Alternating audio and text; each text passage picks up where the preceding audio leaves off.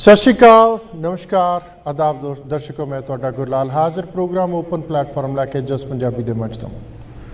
दर्शकों, पिछले हफ्ते तुहाडे रूबरू नहीं होया गया क्योंकि कई रुझेवे हुंदे है, उहदे लई माफ़ी चाहुंदे आ।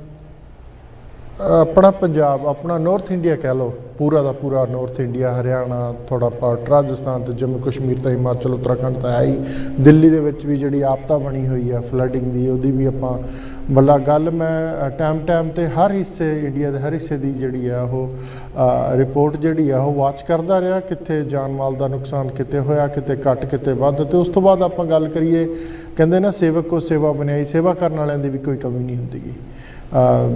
किते पंजाब तो रसद या लंगर या पशुओं के चारे दी ट्रालियां हरियाणे जा रही है, तो किते देखे कि हरियाणे तो पंजाब में जा रही हैं, क्योंकि जिहड़ी सेवा भावना साडे गुरु साहबान ने दसी है वो इहो जी आपदा वेले करनी भी चाहिए। और बनदे आपां नूं बनदी सरदी जे आपां उहनां नाल नहीं जा सकते तो बनदा सरदा हिस्सा भी पाउणा चाहिए। ਆਪਾਂ ਦਰਸ਼ਕੋ ਗੱਲ ਕਰੀਏ ਕਿ ਆਹ ਸਾਡੇ ਗੁਰੂ ਸਾਹਿਬਾਨ ਨੇ ਦੱਸਿਆ ਕਿ ਦਸਵੰਧ ਕੱਢੋ, ਆਪਦਾ ਵੇਲੇ ਕਿਸੇ ਨਾਲ ਖੜੋ, ਇਹੀ ਸਭ ਕੁਝ ਹੈ। ਪਰ ਕੁਛ ਹੋਰ ਮੱਲਾਂ ਹੁੰਦੀਆਂ, ਕੁਛ ਹੋਰ ਪ੍ਰਾਪਤੀਆਂ ਹੁੰਦੀਆਂ ਦਰਸ਼ਕੋ, ਕਿ ਜਿਹੜੀਆਂ ਕਈ ਬੰਦੇ ਆ ਕੇ ਛੋਟੀ ਉਮਰ ਦੇ ਵਿੱਚ ਉਹ ਖਿਤਾਬ ਹਾਸਲ ਕਰ ਲੈਂਦੇ ਆ। ਇੱਦਾਂ ਹੀ देखो, धर्म परिवर्तन एक ज़बरदस्ती करना एक होर गल हुंदी है, जिहदे हर इंसान जिहड़ा उस चीज़ के खिलाफ हुंदा है। पर एक हुंदा कि आपदी बहुत ही जिद्दां कमाई कीती होवे किसी भी धर्म के उत्ते, उहदे उत्ते बाद ये हुंदा कि चलो मैनूं आह विचारधारा नहीं तो आह विचारधारा चंगी लगी तो मैं उधर चला जावां, ठीक है। और बंदे चले भी जाते उहदे उत्ते। फिर उस तो बाद की हुंदा कि हाँ ठीक है, ਉਹ ਵਿਚਾਰਧਾਰਾ अपना ਲਈ ਤੇ बस ਉਹਨੂੰ फॉलो किया तो आपकी जिंदगी बसर की। एक होंदा कि हाँ आ विचारधारा ਨੂੰ ਛੱਡ ਕੇ ਇੱਧਰ ਆਏ, ਇਸ ਵਿਚਾਰਧਾਰਾ ਤੇ ਆਏ तो जिथे आए ਆ ਉਹਦੀ ਪ੍ਰੋੜਤਾ ਕਰਨੀ, ਉਹਦੀ ਹਿਸਟਰੀ यानी कि शुरू तो लैके अज दे दिन तक की पूरी हिस्टरी जिहड़ी आ तुहाडे इनसाइक्लोपीडिया दे तुहाडे दिमाग दे विच बैठे कित्थे की होया सी, की नहीं होया सीगा। एक छोटी उम्रे ਉਹੀ एक माणमती शख्सियत ਸਾਡੇ ਨਾਲ बनी हुई है, ਜਿਹੜੇ कि 15-16 ਸਾਲਾਂ ਦੀ उम्र ਦੇ ਵਿੱਚ भी एड्डी ਵੱਡੀ सिख हिस्टरी माणयोग इस्लाम धर्म तो कन्वर्ट होकर इधर आए हैं। तो सिख होने का माण भी है, तो उन्होंने इन्नी वड्डी हिस्टरी जिहड़ी आ ऑलरेडी उन्होंने दिमाग दे विच है भी कित्थों गुरु साहब ने कित्थे कित्थे गए सी, की होया सी, ते आउण वाले कल नूं की लोड़ है, अज नूं की लोड़ है। बेस्ड अपॉन दैट हिस्टरी मेरे कहण तो भाव अपना बड़े हुए ने सिमर सिंह हिस्टोरीयन, जिहड़े कि यंग हिस्टोरीयन सिख हिस्टोरीयन का माण प्राप्त कर चुके हैं। खालसा जी, बहुत बहुत स्वागत जी सिमर सिंह जी तुहाडा साडे जस पंजाबी के मंच ते।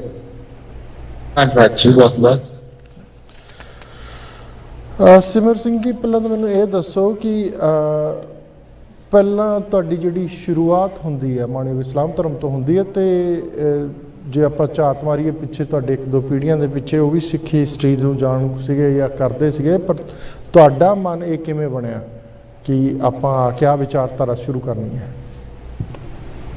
सब तो पहली गल जिवें तुसीं जिक्र कीता कि एक मुस्लिम विचारधारा नूं छड्ड एक सिख विचारधारा अपनाई, ਤੇ ਉਸ ਵਿਚਾਰਧਾਰਾ ਤੋਂ ਸਭ ਤੋਂ ਪਹਿਲੀ ਗੱਲ ਪੜਦਾਦਾ ਜੀ ਹੋਏ ਨੇ ਸੰਤ ਸਹੀਦ ਪ੍ਰਿਥੀਪਾਲ ਸਿੰਘ ਜੀ, ਸਿੱਖ ਕੌਮ ਦੀ ਬਹੁਤ ਮਹਾਨ ਸ਼ਖਸੀਅਤਾਂ ਦੇ ਨਾਂ ਸੂਚੀ ਦੇ ਵਿੱਚ ਉਹਨਾਂ ਦਾ ਨਾਮ ਆਉਂਦਾ ਹੈ।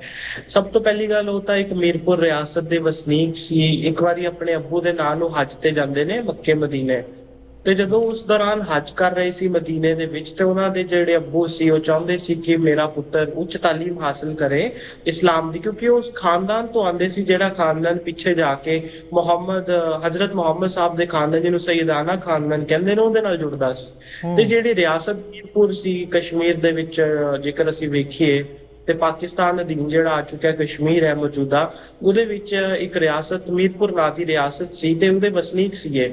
ਤੇ ਜਦੋਂ ਗਏ ਮੱਕੇ ਮਦੀਨੇ ਖੋਜ ਤੇ ਮਦੀਨੇ ਚ ਉੱਚ ਤਾਲੀਮ ਹਾਸਲ ਕਰ ਰਹੇ ਸੀ, ਤੇ ਇਹਨਾਂ ਨੂੰ ਕੁਝ ਕਿਤਾਬਾਂ ਮਿਲਦੀਆਂ ਨੇ ਜਿਹੜੀਆਂ ਕਿ ਅੱਖੀ ਡਿੱਟਾ ਹਾਲ ਸੀ ਗੁਰੂ ਨਾਨਕ ਪਾਤਸ਼ਾਹ ਜੀ ਦੀ ਜੀਵਨ ਦਾ। ਜੇਕਰ ਅਸੀਂ ਇਤਿਹਾਸ ਵੱਲ ਝਾਤ ਮਾਰੀਏ ਤੇ ਇਤਿਹਾਸ ਵਿੱਚ ਸਭ ਤੋਂ ਪਹਿਲੀ ਗੱਲ ਸਿੱਖ ਇਤਿਹਾਸ ਦੀ ਕਰੀਏ ਤੇ ਗੁਰੂ ਨਾਨਕ ਪਾਤਸ਼ਾਹ ਜੀ ਦੇ ਵੇਲੇ ਦੇ ਸਰੋਤ ਮਿਲਦੇ ਨੇ। ਗੁਰੂ ਨਾਨਕ ਪਾਤਸ਼ਾਹ ਜੀ ਵੇਲੇ ਦਾ ਜਿਹੜਾ ਇਤਿਹਾਸ ਹੈ, ਅਸੀਂ ਜਦੋਂ ਵਾਚਦੇ ਹਾਂ ਤੇ ਉਹਦੇ ਵਿੱਚ ਸਭ ਤੋਂ ਪਹਿਲਾਂ ਸਾਨੂੰ ਜਨਮ ਸਾਖੀਆਂ ਆਉਂਦੀਆਂ ਨੇ, ਜਿਹੜੀਆਂ ਮੋਸਟ ਰੈਲੇਵੈਂਟ ਸੋਰਸਿਸ ਨੇ। ਲੇਕਿਨ ਉਹ ਵੀ ਜਦੋਂ ਅਸੀਂ ਵੇਖਾਂਗੇ, ਸਭ ਤੋਂ ਪੁਰਾਣੀ ਸਾਨੂੰ ਜਨਮ ਸਾਖੀ ਮਿਲਦੀ ਹੈ ਗੁਰੂ ਅੰਗਦ ਪਾਤਸ਼ਾਹ ਜੀ ਵੇਲੇ ਲਿਖੀ ਹੋਈ। ਲੇਕਿਨ ਜਦੋਂ ਪੜਦਾਦਾ ਜੀ ਉੱਥੇ ਮਦੀਨੇ ਲਾਇਬ੍ਰੇਰੀਜ਼ ਦੇ ਵਿੱਚ, ਉੱਥੇ ਦੇ ਮਦਰਸਿਆਂ ਦੇ ਵਿੱਚ ਕਿਤਾਬਾਂ ਪੜ੍ਹ ਰਹੇ ਸੀ ਤੇ ਉਹਨਾਂ ਨੂੰ ਇੱਕ ਲਿਖਤ ਮਿਲੀ ਜਿਹੜੀ ਕਿ ਗੁਰੂ ਨਾਨਕ ਪਾਤਸ਼ਾਹ ਜੀ ਵੇਲੇ ਦਾ ਅੱਖੀ ਡਿੱਠਾ ਹਾਲ ਹੈ। ਉਹਦਾ ਨਾਂ ਸੀ ਸਹਾਇਤੋ ਬਾਬਾ ਨਾਨਕ, ਭਾਵ ਕਿ ਅੱਖੀ ਡਿੱਠਾ ਹਾਲ ਗੁਰੂ ਨਾਨਕ ਪਾਤਸ਼ਾਹ ਜੀ ਦਾ। ਸਹਾਇਤੋ ਦਾ ਭਾਵ ਫਾਰਸੀ ਦੇ ਵਿੱਚ ਜਿਹੜਾ ਟਰੈਵਲਸ ਹੁੰਦਾ, ਟਰੈਵਲਸ ਆਫ ਗੁਰੂ ਨਾਨਕ। ਤੇ ਜਿਹੜੀ ਕਿਤਾਬ ਸੀ, ਇੱਕ ਸ਼ਖਸ ਹੋਇਆ ਤਾਜੁਦੀਨ ਨਕਸ਼ਬੰਦੀ, ਜਦੋਂ ਗੁਰੂ ਨਾਨਕ ਪਾਤਸ਼ਾਹ ਜੀ ਅਰਬ ਦੀ ਫੇਰੀ ਤੇ ਜਾਂਦੇ ਨੇ, ਅਸੀਂ ਭਾਈ ਗੁਰਦਾਸ ਜੀ ਦੀ ਵਾਰਾਂ ਤੋਂ ਪੜ੍ਹਦੇ ਹਾਂ। ਫਿਰ ਬਾਬਾ ਮੱਕੇ ਗਿਆ, ਨੀਲ ਬਸਤਰ ਧਾਰੇ ਬਨਵਾਰੀ, ਆਸਾ ਹੱਥ ਕਿਤਾਬ ਕਚ ਪੁੱਜਾ ਬਾਗ ਮਸੱਲਾ ਧਾਰੀ। ਜਿਹੜੀ ਉਹ ਗੁਰੂ ਨਾਨਕ ਪਾਤਸ਼ਾਹ ਜੀ ਦੀ ਅਰਬ ਦੀ ਸਾਖੀ ਰਹੀ। ਤੇ ਜਿਹੜਾ ਇਹ ਸ਼ਖਸ ਸੀ ਤਾਜੁਦੀਨ ਨਕਸ਼ਬੰਦੀ, ਗੁਰੂ ਨਾਨਕ ਪਾਤਸ਼ਾਹ ਜੀ ਨੂੰ ਅਰਬ ਦੀ ਸਾਖੀ, ਅਰਬ ਦੀ ਫੇਰੀ ਦੌਰਾਨ ਮਿਲਿਆ ਤੇ ਲਗਭਗ 2 ਸਾਲ ਦਾ ਜਿਹੜਾ ਇੱਕ ਬਹੁਤ ਵੱਡਾ ਪੀਰੀਅਡ ਗੁਰੂ ਨਾਨਕ ਪਾਤਸ਼ਾਹ ਜੀ ਨੇ ਅਰਬ ਦੀ ਧਰਤੀ ਤੇ ਗੁਜ਼ਾਰਿਆ। ਉਸਨੂੰ ਆਪਣੀ ਅੱਖੀ ਵੇਖਿਆ ਤੇ ਆਪਣੀ ਅੱਖੀ ਜਿਹੜਾ ਵੇਖ ਕੇ ਉਸਨੂੰ ਆਪਣੇ ਹੱਥਾਂ ਦੇ ਨਾਲ ਕਲਮਬੱਧ ਕੀਤਾ ਉਸ ਵੇਲੇ ਦੇ ਰੁਝਾਨ ਚ ਨਾਮਿਆਂ ਚ। ਤੇ ਜਦੋਂ ਪੜਦਾਦਾ ਜੀ ਨੇ ਸਾਰੀ ਗੱਲਾਂ ਨੂੰ ਪੜ੍ਹ ਕੇ ਪ੍ਰਭਾਵਿਤ ਹੋ ਕੇ ਉਹਨਾਂ ਨੇ ਸਿੱਖੀ ਅਪਣਾਈ।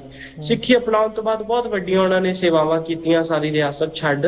ਤੇ ਜਦੋਂ ਸਨ 2018 ਦੇ ਵਿੱਚ ਪਹਿਲਾ ਮੇਰਾ ਰੁਝਾਨ ਜਿਹੜਾ ਚਿੱਤਰਕਾਰੀ ਵੱਲ ਰਿਹਾ ਆ, ਭਾਰਤ ਸਰਕਾਰ ਵੱਲੋਂ ਕੁਝ ਇਵੈਂਟ ਸੀਗੇ ਥਾਈਲੈਂਡ ਦੇ ਵਿੱਚ, ਉੱਥੋਂ ਜਾਣਾ ਸੀ। ਤੇ ਮੇਰਾ ਜਿਹੜਾ ਕਮਰਾ ਸੀ ਜਿੱਥੇ ਮੈਂ ਰਹਿੰਦਾ ਸੀ, ਉਹੀ ਪੜਦਾਦਾ ਜੀ ਦਾ ਕਮਰਾ ਸੀ। ਤੇ ਮੇਰੇ ਕਮਰੇ ਵਿੱਚ ਲਾਇਬ੍ਰੇਰੀ ਸੀ ਪੜਦਾਦਾ ਜੀ ਦੀ। ਅਕਸਰ ਹੀ ਪੜਦਾਦਾ ਜੀ ਆਲਮ ਫਾਜ਼ਲ ਸੀ, ਕਿਤਾਬਾਂ ਪੜ੍ਹਦੇ ਸੀ, ਬਹੁਤ ਸਾਰੀਆਂ ਖੋਜਾਂ ਲੈ ਕੇ ਆਏ। ਤੇ ਜਿਹੜੀ ਇੱਕ ਵਾਰੀ ਮੈਨੂੰ ਅੰਦਰੋਂ ਝਿਲਕ ਹੋਈ ਕਿ ਚਲੋ ਵੇਖਦੇ ਹਾਂ ਪੜਦਾਦਾ ਜੀ ਦੀ ਲਾਇਬ੍ਰੇਰੀ ਚ ਕੀ ਹੈ, ਕੀ ਪਤਾ ਕੋਈ ਤਸਵੀਰ ਮਿਲੇ ਜਾਂ ਕੁਛ ਮਿਲੇ। ਇੱਕ ਰੁਝਾਨ ਸੀ। ਜਦੋਂ ਵੇਖਿਆ ਤੇ ਮੈਨੂੰ ਉਹਨਾਂ ਦੇ ਵਿੱਚੋਂ ਇੱਕ ਬਹੁਤ ਪੁਰਾਣੀਆਂ ਕਿਤਾਬਾਂ ਮਿਲੀਆਂ, ਲੇਕਿਨ ਉਹਨਾਂ ਦੇ ਵਿੱਚੋਂ ਇੱਕ ਕਿਤਾਬ ਸੀ ਬੜੀ ਅਲੱਗ ਜਿਹੀ ਲੱਗੀ। ਉਹਦਾ ਨਾਂ ਸੀ ਅਕਾਲੀ ਮੋਰਚਾ ਤੇ ਝੱਬਰ। ਉਹ ਕਿਤਾਬ ਨਰੈਣ ਸਿੰਘ ਜੀ ਨੇ ਲਿਖੀ ਸੀ। ਸੰਤ ਜਿਹੜੇ ਕਰਤਾਰ ਸਿੰਘ ਝੱਬਰ ਹੋਏ ਨੇ, ਉਹਨਾਂ ਦਾ ਸਾਕਾ ਨਨਕਾਣਾ ਸਾਹਿਬ ਦਾ ਪੂਰਾ ਵਰਤਾਰਾ ਤੇ ਅੰਤ ਵਿੱਚ ਜਿਹੜੇ ਕੁਝ ਸ਼ਖਸੀਅਤਾਂ ਦਾ ਵੇਰਵਾ ਪਾਇਆ ਹੋਇਆ ਸੀ। ਜਦੋਂ ਮੈਂ ਕਿਤਾਬ ਪੜ੍ਹ ਰਿਹਾ ਸੀ, ਐਡੀ ਜ਼ਿਆਦਾ ਪੰਜਾਬੀ ਨਹੀਂ ਮੈਨੂੰ ਬੋਲਣੀ ਆਉਂਦੀ ਸੀ, 12-13 ਸਾਲਾਂ ਦੀ ਉਮਰ ਸੀ ਉਦੋਂ। ਤੇ ਜਦੋਂ ਪੰਜਾਬੀ ਪੜ੍ਹਨੀ ਵੀ ਨਹੀਂ ਆਉਂਦੀ ਸੀ, ਅੱਖਰ ਜੋੜ ਕੇ ਸਾਰੀ ਕਿਤਾਬ ਪੜ੍ਹੀ। ਤੇ ਅੰਤ ਵਿੱਚ ਇੱਕ ਸ਼ਖਸ ਬਾਰੇ ਲਿਖਿਆ ਸੀ, ਸੈਯਦ ਪ੍ਰਿਥੀਪਾਲ ਸਿੰਘ। ਉਸ ਵੇਲੇ ਕੇਸ ਵੀ ਕਤਲ ਕਰਾ ਚੁੱਕੇ ਸੀ, ਕਿਉਂਕਿ ਪੜਦਾਦਾ ਜੀ ਤੋਂ ਬਾਅਦ ਦਾਦਾ ਜੀ ਨੇ ਕੇਸ ਰੱਖੇ, ਲੇਕਿਨ ਪਿਤਾ ਜੀ ਜਦੋਂ ਵਿਦੇਸ਼ ਗਏ ਆ ਹੋਰ, ਉਹ ਕੇਸ ਕਤਲ ਕਰਵਾ ਲਏ, ਪਰਿਵਾਰ ਸਿੱਖੀ ਤੋਂ ਟੁੱਟ ਗਿਆ। ਜਦੋਂ ਇਹ ਕਿਤਾਬ ਪੜ੍ਹੀ ਮੈਂ ਅਕਾਲੀ ਮੋਰਚਾ ਤੇ ਝੱਬਰ, ਮੈਨੂੰ ਨਹੀਂ ਪਤਾ ਸੀ ਕਿ ਸੈਯਦ ਪ੍ਰਿਥੀਪਾਲ ਸਿੰਘ ਜੀ ਦੀ ਜੀਵਨੀ ਕੀ ਆ ਜਾਂ ਕੌਣ ਸੀ ਉਹ ਸ਼ਖਸੀਅਤ। ਉਹ ਕਿਤਾਬ ਪੜ੍ਹ ਹੀ ਰਹੀ ਸੀ ਤੇ ਇੱਕ ਦਿਨ ਪੰਜਾਬੀ ਯੂਨੀਵਰਸਿਟੀ ਪਟਿਆਲਾ ਤੋਂ ਇੱਕ ਪ੍ਰੋਫੈਸਰ ਘਰੇ ਆਉਂਦੇ ਨੇ ਤੇ ਕਹਿੰਦੇ ਨੇ, ਬੇਟਾ ਤੁਸੀਂ ਆਹ ਕਿਤਾਬ ਪੜ੍ਹਿਓ। ਉਹਨਾਂ ਨੇ ਇੱਕ ਹੋਰ ਕਿਤਾਬ ਦਿੱਤੀ ਮੈਨੂੰ, ਤੇ ਉਹਦਾ ਜਿਹੜਾ ਵੇਰਵਾ ਸੀ ਉਹ ਬਾਬੇ ਦੀ ਬਗਦਾਦ ਫੇਰੀ ਸੀ, ਕੰਵਰਜੀਤ ਸਿੰਘ ਜੀ ਦੀ ਲਿਖੀ, ਅਰਬ ਦੇਸ਼ਾਂ ਦਾ ਸਫ਼ਰਨਾਮੇ ਤੋਂ। ਉਹੀ ਕਿਤਾਬ ਸੀ। ਜਦੋਂ ਮੈਂ ਪੜ੍ਹੀ ਤੇ ਮੈਨੂੰ ਬੜੀ ਖੁਸ਼ੀ ਹੋਈ ਕਿ ਜਿਸ ਵਿਸ਼ੇ ਬਾਰੇ, ਜਿਸ ਮਹਾਨ ਸ਼ਖਸੀਅਤ ਬਾਰੇ ਮੈਂ ਪਿਛਲੀ ਕਿਤਾਬ 'ਚ ਪੜ੍ਹ ਰਿਹਾ ਸੀ, ਇਹ ਉਸੇ ਸ਼ਖਸੀਅਤ ਬਾਰੇ ਹੈ। ਤੇ ਇੱਕ ਵਾਰੀ ਪਿਤਾ ਜੀ ਨੇ ਸਵਾਲ ਕੀਤਾ ਕਿ ਵੀ ਕੀ ਪੜ੍ਹ ਰਹੇ ਹੋ, ਕਿਉਂਕਿ ਅਕਸਰ ਹੀ ਮੇਰਾ ਰੁਝਾਨ ਚਿੱਤਰਕਾਰੀ 'ਚ ਸੀ ਤੇ ਕਿਤਾਬਾਂ ਵੱਲ ਤਾਂ ਕੋਈ ਦੂਰ ਤੱਕ ਵਾਹ ਨਹੀਂ ਪੈਂਦਾ ਸੀ। ਤੇ ਪਿਤਾ ਜੀ ਨੇ ਜਦੋਂ ਪੁੱਛਿਆ ਕਿ ਕੀ ਪੜ੍ਹ ਰਹੇ ਹੋ, ਮੈਂ ਦੱਸਿਆ ਕਿ ਮੈਂ ਇੱਕ ਸੈਯਦ ਪ੍ਰਿਥੀਪਾਲ ਸਿੰਘ ਜੀ ਉਹਨਾਂ ਬਾਰੇ ਪੜ੍ਹ ਰਿਹਾ। ਇੱਕ ਦਿਨ ਇਗਨੋਰ ਕੀਤਾ, ਲੇਕਿਨ ਦਿੱਲੀ ਜਾਂਦੇ ਹੋਏ ਜਦੋਂ ਚੰਡੀਗੜ੍ਹ 에ਅਰਪੋਰਟ ਤੇ ਦੁਬਾਰਾ ਮੈਂ ਉਸੇ ਕਿਤਾਬ ਨੂੰ ਲੈ ਕੇ ਬੈਠਾ ਸੀ ਤੇ ਪਿਤਾ ਜੀ ਨੇ ਦੁਬਾਰਾ ਪੁੱਛਿਆ ਕੀ ਪੜ੍ਹ ਰਹੇ ਹੋ। ਮੈਂ ਉਹਨਾਂ ਨੂੰ ਦੁਬਾਰਾ ਕਿਹਾ ਮੈਂ ਇੱਕ ਸੈਯਦ ਪ੍ਰਿਥੀਪਾਲ ਸਿੰਘ ਜੀ ਹੋਏ ਨੇ, ਬੜੀ ਮਹਾਨ ਸ਼ਖਸੀਅਤ, ਮੈਂ ਉਹਨਾਂ ਬਾਰੇ ਪੜ੍ਹ ਰਿਹਾ। ਤੇ ਪਿਤਾ ਜੀ ਨੇ ਕਿਹਾ ਤੁਸੀਂ ਜਾਣਦੇ ਹੋ ਕੌਣ ਨੇ? ਮੈਂ ਕਿਹਾ ਹਾਂ ਮੈਂ ਜਾਣਦਾ, ਮੈਂ ਪੜ੍ਹਿਆ ਉਹਨਾਂ ਬਾਰੇ ਕਿ ਉਹ ਐਵੇਂ ਕਰਕੇ ਉਹਨਾਂ ਦਾ ਇਤਿਹਾਸ ਹੈ। ਕਹਿੰਦੇ ਨਹੀਂ ਤੁਸੀਂ ਜਾਣਦੇ ਹੋ ਕਿ ਤੁਹਾਡੇ ਨਾਲ ਕੀ ਸੰਬੰਧ ਆ? ਮੈਂ ਕਿਹਾ ਏਡੀ ਵੱਡੀ ਸ਼ਖਸੀਅਤ ਦਾ ਸਾਡੇ ਨਾਲ ਕੀ ਸੰਬੰਧ? ਉਹਨਾਂ ਨੇ ਤਾਂ ਆਪਣੀ ਪੂਰੀ ਰਿਆਸਤ ਛੱਡੀ, ਆਪਣਾ ਘਰ-ਬਾਰ ਛੱਡਿਆ ਸਿੱਖੀ ਨੂੰ ਅਪਣਾਉਣ ਦੇ ਲਈ, ਤੇ ਅਸੀਂ ਤਾਂ ਸਿੱਖੀ ਤੋਂ ਮੁਨਕਰ ਹੋਈ ਬੈਠੇ ਆ। ਤੇ ਜਦੋਂ ਉਹਨਾਂ ਨੇ ਦੱਸਿਆ ਕਿ ਉਹ ਉਹਨਾਂ ਦੇ ਦਾਦਾ ਜੀ, ਭਾਵ ਮੇਰੇ ਪੜਦਾਦਾ ਜੀ ਨੇ, ਤੇ ਉਸ ਵਕਤ ਮਨ ਵਿੱਚ ਬਲਬਲਾ ਪੈਦਾ ਹੋਇਆ ਕਿ ਅਸੀਂ ਐਡੀ ਮਹਾਨ ਰੂਹਾਂ ਦੇ ਵਾਰਿਸ ਹਾਂ, ਲੇਕਿਨ ਜਿਨ੍ਹਾਂ ਨੇ ਐਡਾ ਕੁਝ ਹੁੰਦੇ ਹੋਏ ਵੀ ਸਿੱਖੀ ਨੂੰ ਅਪਣਾਉਣ ਦੇ ਲਈ ਬਹੁਤ ਵੱਡੀਆਂ ਕੁਰਬਾਨੀਆਂ ਦਿੱਤੀਆਂ। ਤੇ ਜੇਕਰ ਅਸੀਂ ਸਿੱਖੀ ਘਰ ਦੇ ਵਿੱਚ ਜਨਮ ਲੈ ਕੇ ਵੀ ਅੱਜ ਸਾਨੂੰ ਉਹ ਟੈਂਪਰਾਮੈਂਟਸ ਨਹੀਂ ਨੇ ਕਿ ਵੀ ਸਾਨੂੰ ਪਰੇਸ਼ਾਨੀਆਂ ਨਹੀਂ ਆ ਰਹੀਆਂ, ਅਸੀਂ ਫਿਰ ਵੀ ਸਿੱਖੀ ਤੋਂ ਟੁੱਟੇ ਹੋਏ ਆ। ਤੇ ਉਸ ਵਕਤ ਮੇਰੀ ਪਹਿਲੀ ਕਿਤਾਬ ਜਿਹੜੀ ਮੈਂ ਮੈਨੂੰ ਨਹੀਂ ਪਤਾ ਸੀ ਕੀ ਹੋਣ ਵਾਲਾ, ਲੇਕਿਨ ਇੱਕ ਕੋਸ਼ਿਸ਼ ਕਰਦੇ ਕਰਦੇ ਕੁਝ ਸਫ਼ਰਨਾਮੇ ਕਲੈਕਟ ਕੀਤੇ ਤੇ ਪਹਿਲੀ ਕਿਤਾਬ ਦ ਸਿੱਖ ਹੈਰੀਟੇਜ ਆਫ ਪੋਟੋਹਾਰ ਲਿਖੀ, ਇੰਗਲਿਸ਼ ਦੇ ਵਿੱਚ ਸੀ ਉਹ ਕਿਤਾਬ ਲਿਖੀ। ਤੇ ਉਹ ਕਿਤਾਬ ਕਿਸੇ ਆਰਗੇਨਾਈਜੇਸ਼ਨਸ ਕੋਲ ਪਹੁੰਚੀ ਤੇ ਉਹ ਬਾਏ ਦ ਵੇ ਮੱਧ ਪ੍ਰਦੇਸ਼ ਦੇ ਵਿੱਚ ਉਹਨਾਂ ਦਾ ਇੱਕ ਕਾਉਂਸਲ ਦਾ ਸੈਰੇਮਨੀ ਸੀ ਤੇ ਉੱਥੇ ਬੁਲਾਇਆ ਗਿਆ। ਤੇ ਇੰਨੀ ਛੋਟੀ ਉਮਰ ਦੇ ਵਿੱਚ ਮੈਂ ਇਹ ਆਬਜ਼ਰਵ ਕੀਤਾ ਕਿ ਵੀ ਉੱਥੇ ਜਦੋਂ ਮੈਂ ਗਿਆ ਤੇ ਉੱਥੇ ਸਾਰੇ ਧਰਮਾਂ ਦੇ ਲੋਕ ਸੀ, ਬਹੁਤ ਵੱਡਾ ਸਮਾਗਮ ਸੀ। ਤੇ ਜਦੋਂ ਕਾਨਫਰੰਸ ਦੇ ਵਿੱਚ ਮੈਂ ਆਬਜ਼ਰਵ ਕੀਤਾ ਕਿ ਸਾਡੇ ਸਿੱਖਾਂ ਵਿੱਚੋਂ ਕੋਈ ਵੀ ਜਾ ਕੇ ਇੰਟਰਨੈਸ਼ਨਲ ਪੱਧਰ ਤੇ ਆਪਣੀ ਹਿਸਟਰੀ ਨਹੀਂ ਦਿਖਾ ਰਿਹਾ। ਅਸੀਂ ਆਪਣੇ ਵਿੱਚ ਹੀ ਰੁੱਝੇ ਹੋਏ ਆ, ਆਪਣੀਆਂ ਗੱਲਾਂ 'ਚ ਹੀ ਰੁੱਝੇ ਹੋਏ ਆ, ਆਪਣੀ ਸੰਪਰਦਾਵਾਂ 'ਚ ਹੀ ਰੁੱਝੇ ਹੋਏ ਆ, ਆਪਣੀ ਜਥੇਬੰਦੀਆਂ 'ਚ ਹੀ ਰੁੱਝੇ ਹੋਏ ਆ। ਜਦਕਿ ਇੰਟਰਨੈਸ਼ਨਲ ਤੌਰ ਤੇ ਜਿਹੜੀ ਗੁਰੂ ਨਾਨਕ ਪਾਤਸ਼ਾਹ ਨੇ ਸੰਦੇਸ਼ ਦਿੱਤਾ, ਘਰ ਘਰ ਅੰਦਰ ਧਰਮਸਾਲ ਦਾ ਸੰਦੇਸ਼ ਦਿੱਤਾ, ਉਸ ਤੋਂ ਮੁਨਕਰ ਹੋਈ ਬੈਠੇ ਆ। ਤੇ ਉਸ ਵੇਲੇ ਤੋਂ ਇਤਿਹਾਸ ਵੱਲ ਰੁਝਾਨ ਸੀ। ਇਤਿਹਾਸ ਪੜ੍ਹਦੇ ਪੜ੍ਹਦੇ ਕਦੋਂ ਹੀ ਇਤਿਹਾਸਕਾਰੀ ਦੇ ਵਿੱਚ ਵਾਹ ਪੈ ਗਿਆ, ਪਤਾ ਹੀ ਨਹੀਂ ਲੱਗਿਆ। ਤੇ ਜਿਹੜੀਆਂ ਕਿਤਾਬਾਂ ਲਿਖਣੀਆਂ ਸ਼ੁਰੂ ਕੀਤੀਆਂ ਸੀ ਉਹ ਹੁਣ ਵੀ ਜਾਰੀ ਹੈ। ਤੇ ਮੈਨੂੰ ਲੱਗਦਾ ਹੈ ਕਿ ਸਾਡਾ ਇਤਿਹਾਸ, ਜਿਵੇਂ ਤੁਸੀਂ ਕਿਹਾ ਕਿ ਕਿਵੇਂ ਮੇਰਾ ਇਹਦੇ ਨਾਲ ਪਿਆ, ਤੇ ਇੱਕ ਇਨਸੀਡੈਂਟ ਲਾ ਲਓ, ਕੁਦਰਤੀ ਵਰਤਾਰਾ। ਸਿਮਰ ਸਿੰਘ ਜੀ, ਹੁਣੀ ਤੁਸੀਂ ਗੱਲ ਕੀਤੀ ਸੀ, ਬਗਦਾਦ ਦਾ ਜ਼ਿਕਰ ਕੀਤਾ ਸੀ ਤੁਸੀਂ ਵੀ, ਗੁਰੂ ਨਾਨਕ ਸਾਹਿਬ ਗਏ। ਇੱਕ ਇਹ ਆਮ ਗੱਲ ਹੈ, ਬਹੁਤ ਸਿੱਖ ਇਤਿਹਾਸਕਾਰਾਂ ਵੱਲੋਂ ਵੀ ਕਿਹਾ ਜਾਂਦਾ, ਪਰ ਮੈਂ ਇੱਥੇ ਵੀ ਗੁਰਦੁਆਰਾ ਸਾਹਿਬ 'ਚ ਇੱਕ ਸਪੀਚ ਸੁਣ ਰਿਹਾ ਸੀ ਕਿਸੇ ਸਕਾਲਰ ਦੀ, ਤਾਂ ਉਹਨਾਂ ਨੇ ਕਿਹਾ ਕਿ ਜਿਹੜਾ ਪ੍ਰੌੜਤਾ ਨਾਲ ਜਪਜੀ ਸਾਹਿਬ ਉਹ ਅਰਬਿਕ ਲੈਂਗੁਏਜ ਦੇ ਵਿੱਚ ਹੈ। ਤੁਸੀਂ ਦੱਸੋਗੇ ਕਿ ਤੁਸੀਂ ਵੀ ਇੱਕ ਜਗ੍ਹਾ ਸਪੀਚ ਕਰਦੇ ਹੋਏ ਕਿਹਾ ਸੀਗਾ ਕਿ ਹਾਂ ਉਹ ਅਰਬਿਕ ਈਰਾਨ ਜਾਂ ਇਰਾਕ, ਬਗਦਾਦ ਦੇ ਵਿੱਚ ਜਾਂ ਸਾਊਦੀ ਅਰਬ ਦੇ ਵਿੱਚ ਹੈਗਾ ਅਰਬਿਕ ਲੈਂਗੁਏਜ ਦੇ ਵਿੱਚ ਜਿਹੜਾ ਜਪਜੀ। ਹੁਣ ਇਹ ਡਿਫਰੈਂਸਿਸ ਕਿੱਥੋਂ ਆ ਗਏ? ਮਤਲਬ ਪੰਜਾਬੀ 'ਚ ਜਿਹੜਾ ਉਹ ਕੀ ਗੱਲ ਵਰਡਾਂ ਦਾ ਹੈਗਾ ਜਾਂ ਉਹ ਹੱਥ ਲਿਖਿਤ ਹੈ ਗੁਰੂ ਨਾਨਕ ਸਾਹਿਬ ਜੀ ਦਾ? ਜੀ ਸਭ ਤੋਂ ਪਹਿਲੀ ਗੱਲ, ਜਪਜੀ ਸਾਹਿਬ ਦਾ ਜਿਹੜਾ ਪਾਠ ਆ ਉਹ ਸਾਨੂੰ, ਜਿਹੜਾ ਅਸੀਂ ਗੁਰਮੁਖੀ ਦੇ ਵਿੱਚ ਪੜ੍ਹਦੇ ਹਾਂ, ਬਹੁਤ ਹੀ ਜ਼ਿਆਦਾ ਮੈਨੂੰ ਲੱਗਦਾ ਕੁੰਜੀ ਹੈ ਪੂਰੇ ਸਾਡੇ ਜੀਵਨ ਦੀ। ਜਿਹੜੀ ਤੁਸੀਂ ਗੱਲ ਕੀਤੀ ਅਰਬੀ ਦੇ ਜਪਜੀ ਸਾਹਿਬ ਦੀ, ਮੈਂ ਅਕਸਰ ਹੀ ਆਪਣੀ ਸਪੀਚਾਂ ਵਿੱਚ ਕਹਿਣਾ ਹੁੰਦਾ ਕਿ ਵੀ ਜਿਹੜਾ ਗੁਰੂ ਨਾਨਕ ਪਾਤਸ਼ਾਹ ਜੀ ਦਾ ਜਦੋਂ ਅਰਬ ਸਫ਼ਰਨਾਮਾ ਸੀ ਉਹਦੇ ਵਿੱਚ ਅਸੀਂ ਪੜ੍ਹਦੇ ਹਾਂ ਕਿ ਉੱਥੇ ਜਿਹੜੀ ਭਾਸ਼ਾ 'ਚ ਗਏ, ਜਿਹੜੇ ਦੇਸ਼ 'ਚ ਗਏ, ਵੈਸਾ ਉਹਨਾਂ ਨੇ ਵੇਸ਼ ਧਾਰਨ ਕੀਤਾ ਤੇ ਉੱਥੋਂ ਦੇ ਲੋਕਾਂ ਦੀ ਭਾਸ਼ਾ ਦੇ ਵਿੱਚ ਉਹਨਾਂ ਨੂੰ ਗੁਰਬਾਣੀ ਦਾ ਸੰਦੇਸ਼ ਦਿੱਤਾ। ਜੇਕਰ ਗੁਰੂ ਨਾਨਕ ਪਾਤਸ਼ਾਹ ਅਰਬ ਦੀ ਧਰਤੀ ਤੇ ਗਏ ਨੇ, ਭਾਈ ਗੁਰਦਾਸ ਜੀ ਲਿਖ ਰਹੇ ਨੇ, ਨੀਲ ਬਸਤਰ ਧਾਰੇ ਬਨਵਾਰੀ, ਭਾਵ ਕਿ ਉਹਨਾਂ ਦਾ ਚੋਲਾ ਪਾ ਕੇ ਹਾਜੀਆਂ ਦਾ ਵੇਸ਼ ਧਾਰਨ ਕਰਕੇ ਉੱਥੇ ਗਏ ਨੇ। ਤੇ ਉਸੇ ਤਰੀਕੇ ਦੇ ਨਾਲ ਉਹਨਾਂ ਦੀ ਭਾਸ਼ਾ ਦੇ ਵਿੱਚ, ਜਿਵੇਂ ਤੁਸੀਂ ਅਰਬੀ ਦਾ, ਫਾਰਸੀ ਦਾ ਜਪਜੀ ਸਾਹਿਬ ਦਾ ਕਿਹਾ, ਤੇ ਇਸ ਗੱਲ ਨੂੰ ਸਮਝਣ ਦੇ ਲਈ ਨਾ ਸਾਨੂੰ ਸਭ ਤੋਂ ਪਹਿਲਾਂ ਸਮਝਣਾ ਪਏਗਾ ਕਿ ਗੁਰੂ ਨਾਨਕ ਪਾਤਸ਼ਾਹ ਜੀ ਦਾ ਉੱਥੇ ਕੀ ਵਰਤਾਰਾ, ਕੀ ਹੋਇਆ ਉੱਥੇ। ਤੇ ਜੇਕਰ ਅਸੀਂ ਉਸਨੂੰ ਸੰਖੇਪ 'ਚ ਲਈਏ ਤੇ ਗੁਰੂ ਨਾਨਕ ਪਾਤਸ਼ਾਹ ਜੀ ਦਾ ਜਿਹੜਾ ਗੁਟਕਾ ਸਾਹਿਬ ਅੱਜ ਵੀ ਜਿਹੜਾ ਉੱਥੋਂ ਦੇ ਕਈ ਲੋਕਾਂ ਕੋਲ ਮੌਜੂਦ ਹੈ। 2019 'ਚ ਮੈਨੂੰ ਉਹਨਾਂ ਦੇ ਵਿੱਚੋਂ ਇੱਕ ਗੁਟਕਾ ਸਾਹਿਬ ਨੂੰ ਦਰਸ਼ਨ ਕਰਨ ਦਾ ਮੌਕਾ ਮਿਲਿਆ। ਕੁਝ ਲੋਕ ਸੀ ਪਾਕਿਸਤਾਨ ਤੋਂ, ਕਿਉਂਕਿ ਜਿਹੜੀ ਬਾਅਦ ਦੇ ਵਿੱਚ ਬਹਾਵਲਪੁਰ ਰਿਆਸਤ ਹੋਈ, ਉੱਚ ਸ਼ਰੀਫ ਕਬੀਲਾ ਹੋਇਆ, ਉਸ ਕਬੀਲੇ ਦੇ ਕੁਝ ਲੋਕ ਮੇਰੇ ਕੋਲ ਆਏ ਸੀ 2019 ਚ ਘਰੇ, ਤੇ ਉਹਨਾਂ ਨੇ ਮੈਨੂੰ ਇੱਕ ਗੁਟਕਾ ਸਾਹਿਬ ਦੀ ਫੋਟੋਕਾਪੀ ਦੇ ਦਰਸ਼ਨ ਕਰਾਏ ਸੀ। ਤੇ ਉਸਨੂੰ ਵੇਖ ਕੇ ਮੈਂ ਇੱਕ ਗੱਲ ਬੜੀ ਆਬਜ਼ਰਵ ਕੀਤੀ ਕਿ ਅਸੀਂ ਜਿਹੜੀ ਕੌਮ ਸਾਡੀ ਆ ਪੰਜਾਬ ਦੇ ਵਿੱਚੋਂ, ਸਾਡੀਆਂ ਪੱਗਾਂ ਘਟਦੀਆਂ ਜਾ ਰਹੀਆਂ ਨੇ, ਲੇਕਿਨ ਸਿੱਖੀ ਉਹਨਾਂ ਦੇ ਵਿੱਚ ਕਾਇਮ ਹੈ। ਅੱਜ ਵੀ ਉਹ ਜਪਜੀ ਸਾਹਿਬ ਦਾ ਪਾਠ ਪੂਰਨ ਤੌਰ ਤੇ ਕਰਦੇ ਨੇ, ਤੇ ਉਹਨਾਂ ਦਾ ਜਿਹੜਾ ਜਪਜੀ ਸਾਹਿਬ ਦਾ ਪਾਠ ਹੈ ਉਹ ਪੂਰੀ ਸ਼ਰਧਾ ਦੇ ਨਾਲ ਹੁੰਦਾ ਹੈ। ਕੋਈ ਡਿਫਰੈਂਸ ਨਹੀਂ ਹੈ ਬਹੁਤਾ ਕਿ ਜੇ ਅਸੀਂ ਕਹੀਏ ਜੀ ਉਰੇ ਇੱਕ ਓਂਕਾਰ ਹੈ ਤੇ ਉੱਤੇ ਕੁਝ ਹੋਰ ਹੋਏਗਾ, ਨਹੀਂ, ਬਿਲਕੁਲ ਸੇਮ ਹੈ, ਬਸ ਭਾਸ਼ਾ ਦਾ ਡਿਫਰੈਂਸ ਹੈ। ਬਸ ਇਹ ਹੈ ਕਿ ਉਹਨਾਂ ਦੇ ਸੀਨੇ ਬਸੀਨੇ ਜਿਹੜੀ ਇਹ ਚੱਲੀਆਂ ਆ ਰਹੀਆਂ ਸੀ ਗੱਲਾਂ, ਉਹਨਾਂ ਨੂੰ ਅੱਖੋਂ ਪਰੋਖੇ ਨਹੀਂ ਕੀਤਾ, ਉਹਨਾਂ ਨੇ ਆਪਣੇ ਦਿਲਾਂ 'ਚ, ਜ਼ਹਿਨ 'ਚ ਬਿਠਾਈ ਰੱਖਿਆ। ਹੁਣ ਜੇਕਰ ਤੁਸੀਂ ਗੱਲ ਕਰੀਏ ਤੇ ਪੰਜਾਬੀਅਤ ਸਾਡੇ ਖੂਨ ਦੇ ਵਿੱਚ ਲਗਾ ਲਓ, ਇੱਕ ਪੰਜਾਬੀ ਜਿੱਥੇ ਵੀ ਚਲਾ ਜਾਵੇ, ਕੈਨੇਡਾ, ਅਮਰੀਕਾ, ਇੰਗਲੈਂਡ, ਜਿੱਥੇ ਵੀ ਚਲਾ ਜਾਵੇ, ਪੰਜਾਬੀਅਤ ਦੇ ਖੂਨ 'ਚ ਪਾਈ ਜਾਂਦੀ ਹੈ। ਤੇ ਮੈਂ ਇੱਕ ਗੱਲ ਕਹਾਂਗਾ, ਜਿਹੜਾ ਉੱਥੇ ਦੇ ਸਿੱਖ ਸੀ ਉਹਨਾਂ ਦੇ ਖੂਨ ਦੇ ਵਿੱਚ ਗੁਰੂ ਨਾਨਕ ਪਾਤਸ਼ਾਹ ਜੀ ਨੇ ਜੀ ਮਿਲਾ ਦਿੱਤੀ, ਜਿਹੜੀ ਅੱਜ ਵੀ ਉਹਨਾਂ ਦੇ ਖੂਨ ਦੇ ਵਿੱਚ ਉਸੇ ਤਰੀਕੇ ਦੇ ਨਾਲ ਬਰਕਰਾਰ ਹੈ। ਜੀ ਜੀ ਜੀ ਜੀ ਖਾਲਸਾ ਜੀ, ਇੱਕ ਨਾ ਆਪਾਂ ਉਸੇ ਸੰਦਰਭ ਦੇ ਵਿੱਚ ਕੁਐਸਚਨ ਖੜਾ ਹੁੰਦਾ, ਕਾਜ਼ੀ ਹੁਕਮਦੀਨ,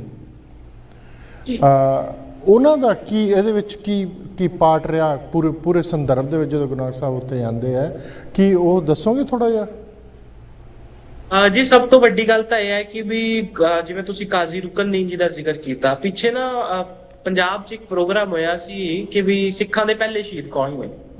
ਹੁਣ ਗੱਲ ਇਹ ਹੈ ਕਿ ਸ਼ਹੀਦੀ ਦੇ ਵਿੱਚ ਤਾਂ ਪਹਿਲਾ ਦੂਜਾ ਆਉਂਦਾ, ਸ਼ਹੀਦ ਤਾਂ ਸ਼ਹੀਦ ਹੈ, ਪਹਿਲਾਂ ਵੀ ਸ਼ਹੀਦੀ ਦਿੱਤੀ, ਬਾਅਦ 'ਚ ਵੀ ਸ਼ਹੀਦੀ ਦਿੱਤੀ, ਲੇਕਿਨ ਵੈਸੀ ਗੱਲ ਇੱਕ ਟੌਪਿਕ ਨਵਾਂ ਛੇੜਿਆ, ਕਿਉਂਕਿ ਅਕਸਰ ਹੀ ਸਾਡੀ ਕੌਮ ਦੇ ਵਿੱਚ ਐਡੇ ਸਾਰੇ ਮੁੱਦੇ ਨੇ, ਲੇਕਿਨ ਸਾਨੂੰ ਅਸਲ ਮੁੱਦਿਆਂ ਤੋਂ ਭਟਕਾਉਣ ਦੇ ਲਈ ਕੁਝ ਜਿਹੜੇ ਲੋਕ ਸਾਡੀ ਕੌਮ 'ਚ ਆ ਕੇ ਇੱਕ ਨਵੇਂ ਮੁੱਦੇ ਖੜੇ ਕਰਦੇ ਨੇ। ਤੇ ਇਸੇ ਤਰੀਕੇ ਦੇ ਨਾਲ ਮੌਜੂਦਾ ਪੰਜਾਬ ਦੇ ਵਿੱਚ ਇੱਕ ਬਹੁਤ ਵੱਡਾ ਮੁੱਦਾ ਖੜਾ ਹੋਇਆ ਕਿ ਸਿੱਖਾਂ ਦਾ ਪਹਿਲਾ ਸ਼ਹੀਦ ਕੌਣ ਹੈ। ਇਹਦੀ ਗੱਲ ਕੀਤੀ, ਬੜੇ ਸਾਰੇ ਲੋਕਾਂ ਦਾ ਜਵਾਬ ਸੀ ਕਿ ਵੀ ਅਕਸਰ ਹੀ, ਕੁਝ ਲੋਕਾਂ ਦਾ ਮਤਲਬ ਹੋਰ ਜਵਾਬ ਸੀ, ਲੇਕਿਨ ਜਿਹੜੀ ਸਾਡੀ ਕੌਮ ਦੀ ਮੈਜੋਰਿਟੀ ਹੈ ਉਹ ਇਹ ਕਹਿੰਦੀ ਹੈ ਕਿ ਗੁਰੂ ਅਰਜਨ ਪਾਤਸ਼ਾਹ ਜੀ ਤੋਂ ਸ਼ਹੀਦਾਂ ਦਾ ਸਿਲਸਿਲਾ ਸ਼ੁਰੂ ਹੋਇਆ। ਲੇਕਿਨ ਜਦੋਂ ਅਸੀਂ ਆਪਣੇ ਇਤਿਹਾਸ ਨੂੰ ਪੜਾਂਗੇ, ਗੁਰੂ ਅਰਜਨ ਪਾਤਸ਼ਾਹ ਜੀ ਸ਼ਹੀਦਾਂ ਦੇ ਸਰਤਾਜ ਤਾਂ ਹੈ ਹੀ ਨੇ, ਜਿਨ੍ਹਾਂ ਨੇ ਐਡੀ ਵੱਡੀ ਸ਼ਹੀਦੀ ਦਿੱਤੀ। ਨਾ ਸਿਰਫ ਕੌਮ ਲਈ, ਪੂਰੀ ਮਨੁੱਖਤਾ ਦੇ ਲਈ ਉਹਨਾਂ ਨੇ ਸ਼ਹੀਦੀ ਦਿੱਤੀ, ਜਦੋਂ ਕਿਹਾ ਗਿਆ ਕਿ ਆਪਣੇ ਸਿਧਾਂਤਾਂ ਤੋਂ ਮੁਨਕਰ ਹੋ ਜਾਓ, ਸਿਧਾਂਤਾਂ ਤੋਂ ਮੁਨਕਰ ਨਹੀਂ ਹੋਏ। ਲੇਕਿਨ ਉਹਨਾਂ ਤੋਂ ਪਹਿਲਾਂ ਜੇਕਰ ਗੱਲ ਕਰੀਏ ਗੁਰੂ ਨਾਨਕ ਪਾਤਸ਼ਾਹ ਜੀ ਦੀ, ਤੇ ਇੱਕ ਸਵਾਲ ਖੜਾ ਹੁੰਦਾ ਹੈ ਕਿ ਗੁਰੂ ਨਾਨਕ ਪਾਤਸ਼ਾਹ ਜੀ ਵੇਲੇ ਸ਼ਹੀਦਾਂ ਦਾ ਸਿਲਸਿਲਾ ਸੀ। ਕੁਝ ਲੋਕ ਤਾਂ ਇਸ ਗੱਲ ਨੂੰ ਨਕਾਰ ਦਿੰਦੇ ਨੇ ਕਿ ਗੁਰੂ ਨਾਨਕ ਪਾਤਸ਼ਾਹ ਜੀ ਵੇਲੇ ਸ਼ਹੀਦ ਕਿਵੇਂ ਹੋ ਸਕਦਾ ਹੈ। ਗੁਰੂ ਨਾਨਕ ਪਾਤਸ਼ਾਹ ਜੀ ਦੀ ਬਾਣੀ ਤਾਂ ਬੜੀ ਪ੍ਰੇਮ ਵਾਲੀ ਹੈ, ਤੇਗ ਤਾਂ ਗੁਰੂ ਗੋਬਿੰਦ ਸਿੰਘ ਜੀ ਨੇ ਚੱਕੀ ਹੈ। ਲੇਕਿਨ ਅਸੀਂ ਇਹ ਗੱਲ ਭੁੱਲ ਜਾਂਦੇ ਆ ਕਿ ਜਿਉ ਤੋਂ ਪ੍ਰੇਮ ਖਿਲਨ ਕਾ ਚਾਓ, ਸਿਰ ਧਰ ਤਲੀ ਗਲੀ ਮਰੀ ਆਓ, ਇਹ ਜਿਹੜੀ ਬਾਣੀ ਦੀ ਪੰਕਤੀ ਹੈ ਇਹ ਗੁਰੂ ਨਾਨਕ ਪਾਤਸ਼ਾਹ ਜੀ ਦੀ ਹੈ। ਗੁਰੂ ਨਾਨਕ ਪਾਤਸ਼ਾਹ ਜੀ ਨੇ ਕਿਹਾ ਆ ਕਿ ਜੇਕਰ ਤੁਸੀਂ ਸਿੱਖੀ ਦੇ ਮਾਰਗ ਚ ਆਉਣਾ ਹੈ, ਪ੍ਰੇਮ ਦੇ ਮਾਰਗ ਚ ਆਉਣਾ ਆ, ਤੁਸੀਂ ਆਪਣਾ ਜਿਹੜਾ ਸੀਸ ਹੈ ਉਹ ਆਪਣੀ ਤਲੀ ਤੇ ਧਰ ਕੇ ਆਓ। ਤੇ ਜਿਹੜੀ ਗੱਲ ਆ ਸ਼ਹੀਦਾਂ ਦੀ, ਇਹ ਮੈਂ ਤੁਹਾਨੂੰ ਜ਼ਿਕਰ ਕੀਤਾ ਕਿ ਜਦੋਂ ਗੁਰੂ ਨਾਨਕ ਪਾਤਸ਼ਾਹ ਜੀ ਗਏ ਨੇ ਮੱਕੇ ਦੀ ਫੇਰੀ ਤੇ ਉੱਥੇ ਦਾ ਜਿਹੜਾ ਅਕਸਰ ਹੀ ਅਸੀਂ ਗੱਲ ਖਤਮ ਕਰ ਦਿੰਦੇ ਆ, ਦੋ ਸਾਡੇ ਵਿੱਚ ਸਿਧਾਂਤ ਬਣੇ ਨੇ ਕਿ ਗੁਰੂ ਨਾਨਕ ਪਾਤਸ਼ਾਹ ਜੀ ਕਾਬੇ ਦੀ ਧਰਤੀ ਤੇ ਗਏ, ਮੱਕੇ ਦੀ ਧਰਤੀ ਤੇ ਗਏ, ਉੱਥੇ ਜਾ ਕੇ ਲੇਟ ਗਏ, ਲੇਟ ਕੇ ਜਿਹੜਾ ਉੱਥੇ ਦਾ ਸੇਵਾਦਾਰ ਸੀ ਉਹਨੇ ਪੈਰ ਘੁਮਾਏ ਤੇ ਕਾਬਾ ਘੁੰਮ ਗਿਆ। ਬਸ ਇੱਥੇ ਗੱਲ ਖਤਮ ਕਰ ਦਿੱਤੀ ਜਾਂਦੀ ਹੈ। ਲੇਕਿਨ ਇਹਦੇ ਪਿੱਛੇ ਜਿਹੜੀ ਐਡਾ ਵੱਡਾ ਇਤਿਹਾਸ ਹੈ, ਗੁਰੂ ਨਾਨਕ ਪਾਤਸ਼ਾਹ ਕੇਵਲ ਇੱਕ ਰਾਤ ਲਈ ਤਾਂ ਅਰਬ ਗਏ ਨਹੀਂ ਸੀ, ਲਗਭਗ 2 ਸਾਲ ਉਹਨਾਂ ਨੇ ਉੱਥੇ ਰਹਿ ਕੇ ਸਮਾਂ ਬਿਤਾਇਆ। ਉਹਦੇ ਵਿੱਚ ਹੀ ਜਦੋਂ ਇਹ ਸਾਰਾ ਵਰਤਾਰਾ ਵਾਪਰਦਾ ਹੈ ਕਿ ਜਿਉਂ ਨਾਂ ਦੇ ਸੇਵਕ ਨੇ ਗੁਰੂ ਨਾਨਕ ਪਾਤਸ਼ਾਹ ਜੀ ਦੇ ਪੈਰ ਘੁਮਾਏ ਤੇ ਕਾਬਾ ਉਹਨੂੰ 3 ਵਾਰੀ ਘੁੰਮਦਾ ਹੋਇਆ ਦਿਖਿਆ, ਉਦੋਂ ਜਿਹੜੀ ਰਿਪੋਰਟ ਹੈ ਉੱਥੇ ਦੇ ਕਾਜ਼ੀ ਨੂੰ ਕੀਤੀ ਗਈ, ਕਾਜ਼ੀ ਰੁਕਨਦੀਨ। ਉੱਥੇ ਦਾ ਜਿਹੜਾ ਕਾਜ਼ੀ ਰੁਕਨਨ ਸੀ, ਜਿਹਨੂੰ ਉਹਦੇ ਨਾਂ ਦੇ ਨਾਲ ਦੀਨ ਲਗਾਇਆ ਜਾਂਦਾ ਹੈ, ਕਾਜ਼ੀ ਰੁਕਨਦੀਨ, ਕਿਉਂਕਿ ਕੁਝ ਥਾਵਾਂ ਤੇ ਉਹਨਾਂ ਦਾ ਨਾਂ ਕਾਜ਼ੀ ਰੁਕਨਨ ਵੀ ਆਉਂਦਾ ਹੈ। ਖਾਲਸਾ ਜੀ, ਆਪਾਂ ਗੱਲ ਜਿਹੜੇ ਸਿਮਰ ਸਿੰਘ ਜੀ ਕਰ ਰਹੇ ਸੀਗੇ ਬ੍ਰੇਕ ਤੋਂ ਪਹਿਲਾਂ, ਕਾਜ਼ੀ ਹੁਕਮਦੀਨ, ਉੱਥੋਂ ਸ਼ੁਰੂ ਕਰੋ ਜੀ। ਜੀ, ਕਾਜ਼ੀ ਰੁਕਨਨ ਜੀ ਦਾ ਕੁਝ ਥਾਵਾਂ ਤੇ ਉਹਨਾਂ ਦਾ ਨਾਮ ਕਾਜ਼ੀ ਰੁਕਨਨ ਵੀ ਆਇਆ। ਕਾਜ਼ੀ ਰੁਕਨਦੀਨ ਜੀ ਬੇਸਿਕਲੀ ਉਹਨਾਂ ਦੀ ਗੱਲ ਕਰ ਰਹੇ ਆ ਕਿ ਜਦੋਂ ਜਿਉਨਾਂ ਦੇ ਸੇਵਕ ਨੇ ਉਹਨਾਂ ਦੇ ਪੈਰ ਘੁਮਾਏ, ਕਾਬਾ ਘੁੰਮਿਆ, ਇੱਥੇ ਗੱਲ ਖਤਮ ਹੋ ਗਈ। ਕੁਝ ਵਿਦਵਾਨ ਤਾਂ ਇਸ ਤੋਂ ਅੱਗੇ ਨਹੀਂ ਵੱਧਦੇ। ਲੇਕਿਨ ਜਦੋਂ ਰਿਪੋਰਟ ਹੋਈ ਉੱਥੇ ਦੇ ਕਾਜ਼ੀ ਰੁਕਨਦੀਨ ਨੂੰ, ਤੇ ਕਾਜ਼ੀ ਰੁਕਨਦੀਨ ਲਗਭਗ ਕੁਝ ਬੰਦੇ ਨਾਲ ਲੈ ਕੇ ਆਪਣੇ ਆਇਆ ਗੁਰੂ ਨਾਨਕ ਨੂੰ ਮਾਰਨ ਦੇ ਲਈ, ਕਿਉਂਕਿ ਉਹਨਾਂ ਨੂੰ ਇਹ ਨਹੀਂ ਪਤਾ ਸੀ ਗੁਰੂ ਨਾਨਕ ਸਾਹਿਬ ਕੌਣ ਨੇ। ਉਹਨਾਂ ਦੇ ਮਨ ਦੇ ਵਿੱਚ ਕੇਵਲ ਐਡਾ ਜਿਹਾ ਵਲਵਲਾ ਸੀ ਕਿ ਕੋਈ ਕਾਫਰ ਆਇਆ ਜਿਸਨੇ ਖੁਦਾ ਦੇ ਘਰ ਦੇ ਵੱਲ ਪੈਰ ਕਰਤੇ ਸੀ, ਉਹਨੂੰ ਮਾਰ ਦੇਣਾ। ਤੇ ਐਡੀ ਵੱਡੀ ਗੱਲ ਸੀ ਜਦੋਂ ਸਾਰੇ ਲੋਕ ਆਏ, ਹੱਥਾਂ ਵਿੱਚ ਪੱਥਰ ਚੁੱਕੀ, ਬੜੇ ਗੁੱਸੇ ਦੇ ਵਿੱਚ, ਤੇ ਆ ਕੇ ਕੁਛ ਲੋਕ ਰੁਕੇ ਤੇ ਕਾਜ਼ੀ ਸਾਹਿਬ ਅੱਗੇ ਗਏ ਤੇ ਕਾਜ਼ੀ ਸਾਹਿਬ ਨੇ ਗੁਰੂ ਨਾਨਕ ਪਾਤਸ਼ਾਹ ਨੂੰ ਸਲਾਮ ਬੁਲਾਈ, ਆਖਿਆ ਅਸਲਾਮ ਵਾਲੇਕੁਮ, ਤੇ ਜਵਾਬ ਵਿੱਚ ਗੁਰੂ ਨਾਨਕ ਪਾਤਸ਼ਾਹ ਦਾ ਜਵਾਬ ਆਇਆ। ਇਹ ਗੱਲ ਮੈਂ ਸਾਰੀ ਕਾਜ਼ੀ ਜਿਹੜੀ ਤਾਜੁਦੀਨ ਨਕਸ਼ਬੰਦੀ ਦੀ ਡਾਇਰੀ ਪੜਦਾਦਾ ਜੀ ਲੱਭ ਕੇ ਲੈ ਕੇ ਆਏ, ਉਹਦੇ ਵਿੱਚੋਂ ਕਰ ਰਹੇ ਆ, ਕਿਉਂਕਿ ਨਾ ਤਾਂ ਮੈਂ ਉੱਥੇ ਮੌਜੂਦ ਸੀ। ਕੁਝ ਲੋਕ ਕਹਿੰਦੇ ਜੀ ਕਾਬਾ ਨਹੀਂ ਘੁੰਮਿਆ ਸੀ, ਸੋਚ ਘੁੰਮੀ ਸੀ। ਮੈਂ ਅਕਸਰ ਉਹਨਾਂ ਲੋਕਾਂ ਨੂੰ ਕਹਿਣਾ ਹੁੰਦਾ ਕਿ ਨਾ ਤਾਂ ਤੁਸੀਂ ਉੱਥੇ ਮੌਜੂਦ ਸੀ, ਨਾ ਮੈਂ ਉੱਥੇ ਮੌਜੂਦ ਸੀ, ਨਾ ਮੇਰੇ ਪੜਦਾਦਾ ਜੀ ਮੌਜੂਦ ਸੀ। ਉੱਥੇ ਜਿਹੜਾ ਸ਼ਖਸ ਮੌਜੂਦ ਸੀ ਤਾਜੁਦੀਨ ਨਕਸ਼ਬੰਦੀ, ਜੋ ਕੁਝ ਉਹਨੇ ਲਿਖਿਆ ਆ ਉਹ ਅਟਲ ਸੱਤ ਹੈ। ਤੇ ਜੇਕਰ ਅਸੀਂ ਉਸ ਨੂੰ ਨਹੀਂ ਮੰਨਾਂਗੇ ਤੇ ਅਸੀਂ ਆਪਣੇ ਇਤਿਹਾਸ ਨੂੰ ਆਪਣੀ ਕਹਾਣੀਆਂ ਦੇ ਨਾਲ ਜੋੜ ਲੈਂਦੇ ਆ। ਤੇ ਜਿਹੜੀ ਉਹਨੇ ਲਿਖਿਆ ਕਿ ਵੀ ਕਾਜ਼ੀ ਰੁਕਨਦੀਨ ਆਇਆ, ਸਲਾਮ ਬੁਲਾਈ, ਤੇ ਗੁਰੂ ਨਾਨਕ ਪਾਤਸ਼ਾਹ ਦਾ ਜਵਾਬ ਸੀ ਗੁਰਬਰ ਅਕਾਲ, ਸਤਿ ਸ਼੍ਰੀ ਅਕਾਲ, ਇਹ ਜਵਾਬ ਸੀ ਉਹਨਾਂ ਦਾ। ਤੇ ਜਦੋਂ ਕਾਜ਼ੀ ਰੁਕਨਦੀਨ ਨੇ ਪੁੱਛਿਆ ਫਲੱਲਾ ਇਲਾਹੁ ਮਜ਼ਹਬੂ, ਭਾਵ ਕਿ ਮੈਨੂੰ ਸ਼ੱਕ ਹੋਇਆ ਤੇਰਾ ਮਜ਼ਹਬ ਕੀ ਹੈ, ਮੈਂ ਤੈਨੂੰ ਇਸਲਾਮ ਧਰਮ ਦੀ ਸਲਾਮ ਬੁਲਾਈ ਹੈ, ਤੂੰ ਮੈਨੂੰ ਕਿਸੇ ਹੋਰ ਮਜ਼ਹਬ ਦੀ ਫਤਿਹ ਜਾਂ ਸਲਾਮ ਬੁਲਾ ਰਹੇ। ਤੇ ਗੁਰੂ ਨਾਨਕ ਪਾਤਸ਼ਾਹ ਦਾ ਉੱਥੇ ਜਵਾਬ ਸੀ ਅਬਦੁੱਲਾ ਇਲਾਹੁ ਮਜ਼ਹਬੂ, ਕਿ ਮੈਂ ਇਨਸਾਨੀਅਤ ਮੇਰਾ ਧਰਮ, ਮੈਂ 5 ਤੱਤ ਦਾ ਪੁਤਲਾ, ਨਾਨਕ ਮੇਰਾ ਨਾਮ। ਇਹ ਜਵਾਬ ਸੀ ਗੁਰੂ ਨਾਨਕ ਪਾਤਸ਼ਾਹ ਦਾ। ਉੱਥੋਂ ਦੇ ਲਗਭਗ 360 ਸਵਾਲਾਂ ਦਾ ਸਿਲਸਿਲਾ ਕਾਜ਼ੀ ਰੁਕਨਦੀਨ ਜੀ ਦੇ ਨਾਲ ਗੁਰੂ ਨਾਨਕ ਪਾਤਸ਼ਾਹ ਦਾ ਹੁੰਦਾ ਹੈ। ਲਗਭਗ 360 ਸਵਾਲ ਗੁਰੂ ਨਾਨਕ ਪਾਤਸ਼ਾਹ ਜੀ ਨੂੰ ਕਾਜ਼ੀ ਰੁਕਨਦੀਨ ਨੇ ਕੀਤੇ ਮੱਕੇ ਦੀ ਕਾਬੇ ਦੀ ਪਰਿਕਰਮਾ 'ਚ। ਤੇ ਉਹਨਾਂ ਸਾਰੇ ਸਵਾਲਾਂ ਦੇ ਜਵਾਬ ਜਦੋਂ ਕਾਜ਼ੀ ਰੁਕਨਦੀਨ ਜੀ ਨੂੰ ਗੁਰੂ ਨਾਨਕ ਪਾਤਸ਼ਾਹ ਜੀ ਨੇ ਹਦੀਤਾਂ ਤੇ ਕੁਰਾਨ ਤੇ ਪ੍ਰਮਾਣਿਤ ਦਿੱਤੇ, ਤੇ ਕਾਜ਼ੀ ਰੁਕਨਦੀਨ ਜੀ ਦਾ ਜਿਹੜਾ ਇੱਕ ਝੁਕਾਵ ਸੀ, ਉਹ ਕਹਿੰਦੇ ਬੰਦਗੀ, ਧਰਮ ਬੰਦਗੀ ਕਰਨੀ ਹੈ ਜਦੋਂ ਅਕਾਲ ਪੁਰਖ ਦੀ। ਤੇ ਗੁਰੂ ਨਾਨਕ ਪਾਤਸ਼ਾਹ ਜੀ ਦੇ ਜਿਹੜੇ ਸਿੱਖੀ ਸਿਧਾਂਤ ਉਹਨਾਂ ਨੇ ਦੱਸੇ, ਉਹਨਾਂ ਦੇ ਨਾਲ ਜੁੜ ਗਿਆ। ਉਹਨਾਂ ਦੇ ਵਿੱਚੋਂ ਬੜੇ ਸਾਰੇ ਸਵਾਲ ਸੀ, ਜਿਵੇਂ ਕਿ ਅਕਸਰ ਹੀ ਕਹਿ ਦਿੰਦੇ ਆ ਕਿ ਗੁਰੂ ਨਾਨਕ ਪਾਤਸ਼ਾਹ ਜੀ ਨੂੰ ਇੱਕ ਸਵਾਲ ਹੋਇਆ, ਕਹਿੰਦੇ ਜੀ ਰੱਬ ਤਾਂ ਕਾਬੇ 'ਚ ਵਸਦਾ ਆ, ਤੁਸੀਂ ਖੁਦਾ ਦੇ ਘਰ ਦੇ ਵੱਲ ਪੈਰ ਕਿਵੇਂ ਕਰਦੇ? ਗੁਰੂ ਨਾਨਕ ਪਾਤਸ਼ਾਹ ਜੀ ਕੁਰਾਨ ਮਜੀਦ ਦੀ ਆਇਤਾਂ ਦਾ ਪ੍ਰਮਾਣ ਦਿੰਦੇ ਹੋਏ, ਹਦਾਇਤ ਦਿੰਦੇ ਹੋਏ ਆਇਤਾਂ ਦੀ, ਕਹਿੰਦੇ ਨੇ ਕਿ ਕੁਰਾਨ ਮਜੀਦ ਕਹਿੰਦਾ ਹੈ ਕਿ ਰੱਬ ਬੰਦੇ ਦੇ ਐਡਾ ਕਰੀਬ ਹੈ ਜਿੱਡੀ ਉਹਦੇ ਗਲੇ ਦੀ ਜੁਗਲਕ ਨਸ ਹੈ। ਕਹਿੰਦੇ ਕਿ ਜਿਹੜੀ ਜੁਗਲਕ ਨਸ ਜਿਸ ਤੋਂ ਅਸੀਂ ਜਿਸ ਤੋਂ ਬਿਨਾਂ ਬੰਦਾ ਜੀ ਨਹੀਂ ਸਕਦਾ, ਜੇ ਰੱਬ ਐਡਾ ਕਰੀਬ ਹੈ ਤੇ ਰੱਬ ਕਾਬੇ 'ਚ ਕਿਵੇਂ ਵਸ ਸਕਦਾ ਹੈ? ਰੱਬ ਤਾਂ ਕਣ-ਕਣ ਦੇ ਵਿੱਚ ਵਸਦਾ ਹੈ, ਤੇ ਜੇ ਰੱਬ ਕਣ-ਕਣ ਦੇ ਵਿੱਚ ਵਸਦਾ ਹੈ, ਕੁਰਾਨ ਮਜੀਦ ਕਹਿ ਰਿਹਾ, ਫਿਰ ਰੱਬ ਕੱਲਾ ਕਾਬੇ 'ਚ ਕਿਵੇਂ ਵਸ ਸਕਦਾ ਹੈ? ਤੇ ਇਹ ਜਿਹੜਾ ਜਵਾਬ ਸੀ ਕਾਜ਼ੀ ਰੁਕਨਦੀਨ ਜੀ ਨੂੰ ਕੁਰਾਨ ਦੇ ਵਿੱਚੋਂ ਹੀ ਗੁਰੂ ਨਾਨਕ ਪਾਤਸ਼ਾਹ ਜੀ ਦਾ ਇੱਕ ਬਹੁਤ ਵੱਡਾ ਸੰਦਰਭ ਸੀ। ਤੇ ਉਹਦੇ ਨਾਲ ਹੀ ਜਿਹੜਾ ਸਵਾਲ ਹੋਰ ਵੀ ਬਹੁਤ ਸਾਰੇ ਹੋਏ, 360 ਸਵਾਲਾਂ ਦਾ ਲਗਭਗ ਉਹਨਾਂ ਦਾ ਪੂਰਾ ਸਿਲਸਿਲਾ ਆ। ਜੀ ਸਿਮਰ ਸਿੰਘ ਜੀ, ਇੱਕ ਆਪਾਂ ਆ ਜਿਹੜਾ ਈਰਾਨ, ਇਰਾਕ, ਸਾਊਦੀ ਅਰਬ ਦਾ ਜਿਹੜੀ ਫੇਰੀ ਸੀ ਗੁਰੂ ਨਾਨਕ ਸਾਹਿਬ ਦੇ, ਉਹ 'ਚੋਂ ਲਾਸਟ ਕੁਐਸਚਨ ਹੈ, ਫਿਰ ਆਪਾਂ ਹੋਰ ਕੁਐਸਚਨ ਵੱਲ ਜਾਂਦੇ। ਉਹ ਵੀ ਵਿੱਚੋਂ ਹੀ ਉੱਠ ਖੜਾ ਹੋਇਆ ਕਿ ਕੁਝ ਸਮਾਂ ਪਹਿਲਾਂ ਬਗਦਾਦ ਦੀ ਉਸੇ ਲਾਇਬ੍ਰੇਰੀ 'ਚ ਕੋਈ ਮੁਸਲਿਮ ਸਕਾਲਰਸ ਜਾਂਦੇ ਹੈ ਅਤੇ ਉਹ ਦੇਖਦੇ ਆ ਕਿ ਹਾਂ ਉੱਥੇ ਕੁਝ ਸਿੱਖ ਇਤਿਹਾਸ ਪਿਆ ਹੋਇਆ, ਅਤੇ ਉਹ ਡਿਸਾਈਡ ਕਰਦੇ ਕਿ ਇਹਨੂੰ SGPC ਜਾਂ ਅਕਾਲ ਤਖਤ ਸਾਹਿਬ ਜੀ ਨੂੰ ਦੇ ਦਿੱਤਾ ਜਾਵੇ ਤਾਂ ਕਿ ਉਹਦੀ ਸੇਵਾ ਸੰਭਾਲ ਚੰਗੀ ਤਰ੍ਹਾਂ ਹੋ ਸਕੇ। ਸਮਹਾਓ ਜਦੋਂ ਉਹ ਉੱਥੋਂ ਦੇ ਜਿਹੜੇ ਵੀ ਸ਼ਹਿਰ ਦੇ ਵਿੱਚ ਸੀਗੀ ਬਗਦਾਦ ਦਾ ਦੱਸਦੇ ਆ, ਤਾਂ ਕੋਈ ਹਾਲੇ ਵੀ ਉਹਦੇ ਵਿੱਚ ਵੀ ਤੁਸੀਂ ਇੱਥੇ ਚਾਨਣਾ ਪਾਇਓ, ਉਹਦੇ ਵਿੱਚ ਵੀ ਮਤਭੇਦ ਨੇ। ਕੋਈ ਇਹਨੂੰ ਰਿਆਦ ਦਾ ਕਹਿੰਦਾ, ਕੋਈ ਕਹਿੰਦਾ ਬਗਦਾਦ ਦਾ ਜਿਹੜਾ ਲਾਇਬ੍ਰੇਰੀ ਹੈ। ਉੱਥੋਂ ਦੇ ਜਿਹੜੇ ਪਰਸਨੈਲ ਸੀਗੇ ਜਿਹੜੇ ਮੈਨੇਜ ਕਰਦੇ ਸੀ, ਉਹ ਕਹਿੰਦੇ ਕਿ ਸਾਨੂੰ ਖੁਸ਼ੀ ਹੁੰਦੀ ਜੇ ਤੁਸੀਂ ਇਹਦੀ ਕੁਛ ਕਾਪੀ ਲਿਆਣੀ ਤਾਂ ਲੈ ਜਾਂਦੇ, ਓਰੀਜਨਲ ਇੱਥੇ ਸੀ, ਇੱਥੇ ਰਹਿਣ ਦਿਓ ਜੋ ਹੱਥ ਲਿਖਤ ਚੀਜ਼ਾਂ ਜਿਹੜੀਆਂ ਗੁਰੂ ਨਾਨਕ ਸਾਹਿਬ ਜੀ ਦੀਆਂ, ਅਤੇ ਤੁਸੀਂ ਸਾਨੂੰ ਸ਼੍ਰੀ ਗੁਰੂ ਗ੍ਰੰਥ ਸਾਹਿਬ ਜੀ ਦਾ ਪ੍ਰਕਾਸ਼ ਇੱਥੇ ਲਿਆ ਕੇ ਦੱਸਦੇ ਵੀ ਬਾਕੀ ਦੇ 9 ਗੁਰੂਆਂ ਦਾ ਜਿਹੜਾ ਇਤਿਹਾਸ ਹੈ ਅਸੀਂ ਉਹ ਵੀ ਜਾਣੂ ਕਰਾ ਸਕਦੇ ਆਉਣ ਵਾਲੀ ਪੀੜ੍ਹੀ ਨੂੰ ਸਾਡੇ ਇੱਥੇ। ਇਹਦੇ ਵਿੱਚ ਥੋੜ੍ਹਾ ਚਾਨਣਾ ਪਾਉਂਗੇ, ਕਿੱਥੇ ਖੜ੍ਹੇ ਹਾਂ ਆਪਾਂ, ਸੱਚਾਈ ਕੀ ਹੈ?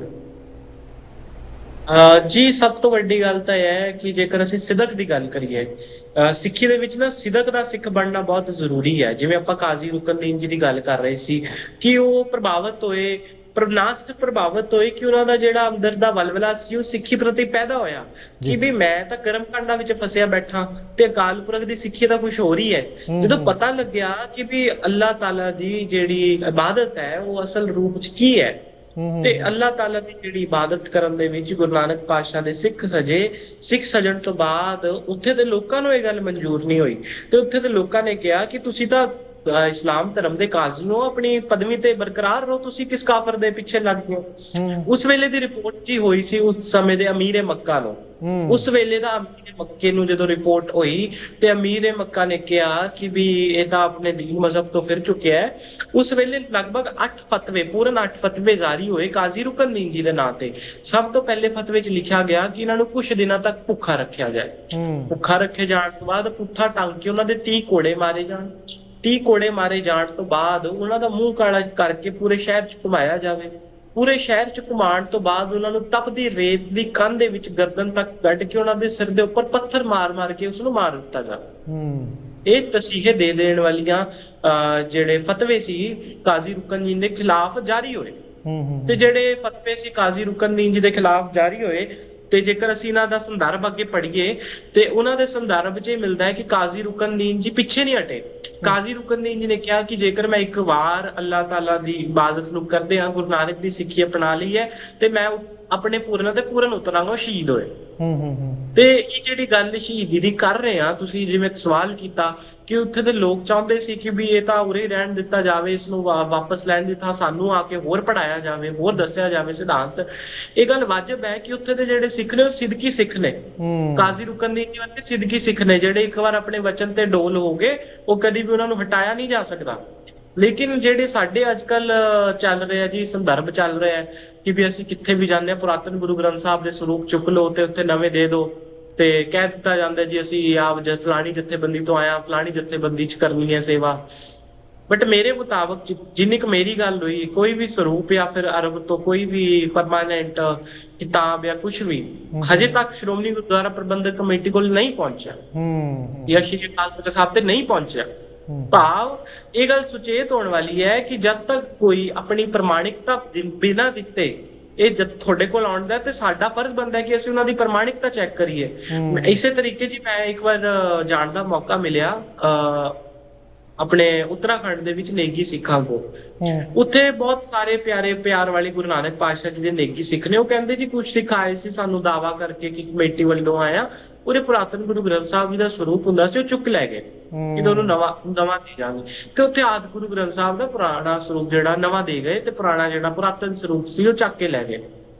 ਤੇ ਇਸੇ ਤਰੀਕੇ ਦੇ ਨਾਲ ਆ ਜਿਹੜੀ ਤੁਸੀਂ ਗੱਲ ਕਰ ਰਹੇ ਹੋ ਕਿ ਬੜੇ ਸਾਰੇ ਲੋਕ ਨੇ ਜਿਹੜੇ ਸ਼੍ਰੋਮਣੀ ਕਮੇਟੀ ਦਾ ਦਾਅਵਾ ਕਰਕੇ ਇਸੇ ਤਰੀਕੇ ਦੇ ਨਾਲ ਜੀ ਮੈਨੂੰ ਹਾਲ ਫਿਲਹਾਲ ਪਿਛਲੇ ਮਹੀਨੇ ਮੈਨੂੰ ਬਿਹਾਰ ਜਾਣ ਦਾ ਮੌਕਾ, ਬਿਹਾਰ ਦੇ ਲਾਗੇ ਤਾਗੇ ਜਾਣ ਦਾ ਮੌਕਾ ਮਿਲਿਆ। ਉੱਥੇ ਵੀ ਇਹੀ ਗੱਲ ਹੋਈ। ਉੱਥੇ ਪੁਰਾਤਨ 2 ਮੱਠ ਸੀ, ਉਹਨਾਂ ਦੇ ਵਿੱਚ ਕਹਿੰਦੇ ਜੀ ਉਰੇ ਆਏ ਸੀ, ਕਮੇਟੀ ਉਹਦਾ ਨਾਂ ਲੈ ਕੇ ਚੁੱਕ ਕੇ ਲੈ ਗਏ। ਜਦੋਂ ਕਮੇਟੀ 'ਚ ਗੱਲ ਕੀਤੀ ਉਹ ਕਹਿੰਦੇ ਸਾਡੇ ਕੋਲ ਆਏ ਨਹੀਂ ਹੈਗੇ, ਸਾਡੇ ਕੋਲ ਕੋਈ ਰਿਕਾਰਡ ਨਹੀਂ ਹੈਗਾ, ਰਿਸਰਚ ਬੋਰਡ 'ਚ ਕੋਈ ਰਿਕਾਰਡ ਨਹੀਂ ਹੈਗਾ, ਰੈਫਰੈਂਸ ਲਾਇਬ੍ਰੇਰੀ 'ਚ ਕੋਈ ਰਿਕਾਰਡ ਨਹੀਂ ਹੈ। ਭਾਵ ਕਿ ਬੜੇ ਸਾਰੇ ਸਾਡੇ ਵਿੱਚ ਨਾ ਇਹੋ ਜਿਹੇ ਤੱਤ ਪੈਦਾ ਹੋ ਰੱਖੇ ਨੇ ਜਿਹੜੇ ਕਿ ਥਾਂ ਥਾਂ ਤੋਂ ਪੁਰਾਤਨ ਚੀਜ਼ਾਂ ਇਕੱਠੀਆਂ ਕਰਕੇ ਸ਼੍ਰੋਮਣੀ ਗੁਰਦੁਆਰਾ ਪ੍ਰਬੰਧਕ ਕਮੇਟੀ ਦੇ ਨਾਂ ਦਾ ਝਾਂਸਾ ਦੇ ਕੇ, ਸਾਡੀ ਪੰਥਕ ਜਥੇਬੰਦੀਆਂ ਦਾ, ਸ਼੍ਰੀ ਅਕਾਲ ਤਖਤ ਸਾਹਿਬ ਦਾ ਝਾਂਸਾ ਦੇ ਕੇ ਉਹ ਚੀਜ਼ਾਂ ਚੱਕ ਕੇ ਵਿਦੇਸ਼ਾਂ ਦੇ ਵਿੱਚ ਲੱਖਾਂ ਕਰੋੜਾਂ ਰੁਪਏ 'ਚ ਵੇਚ ਰਹੇ ਨੇ। ਤੇ ਸਾਨੂੰ ਸੁਚੇਤ ਹੋਣ ਦੀ ਲੋੜ ਹੈ।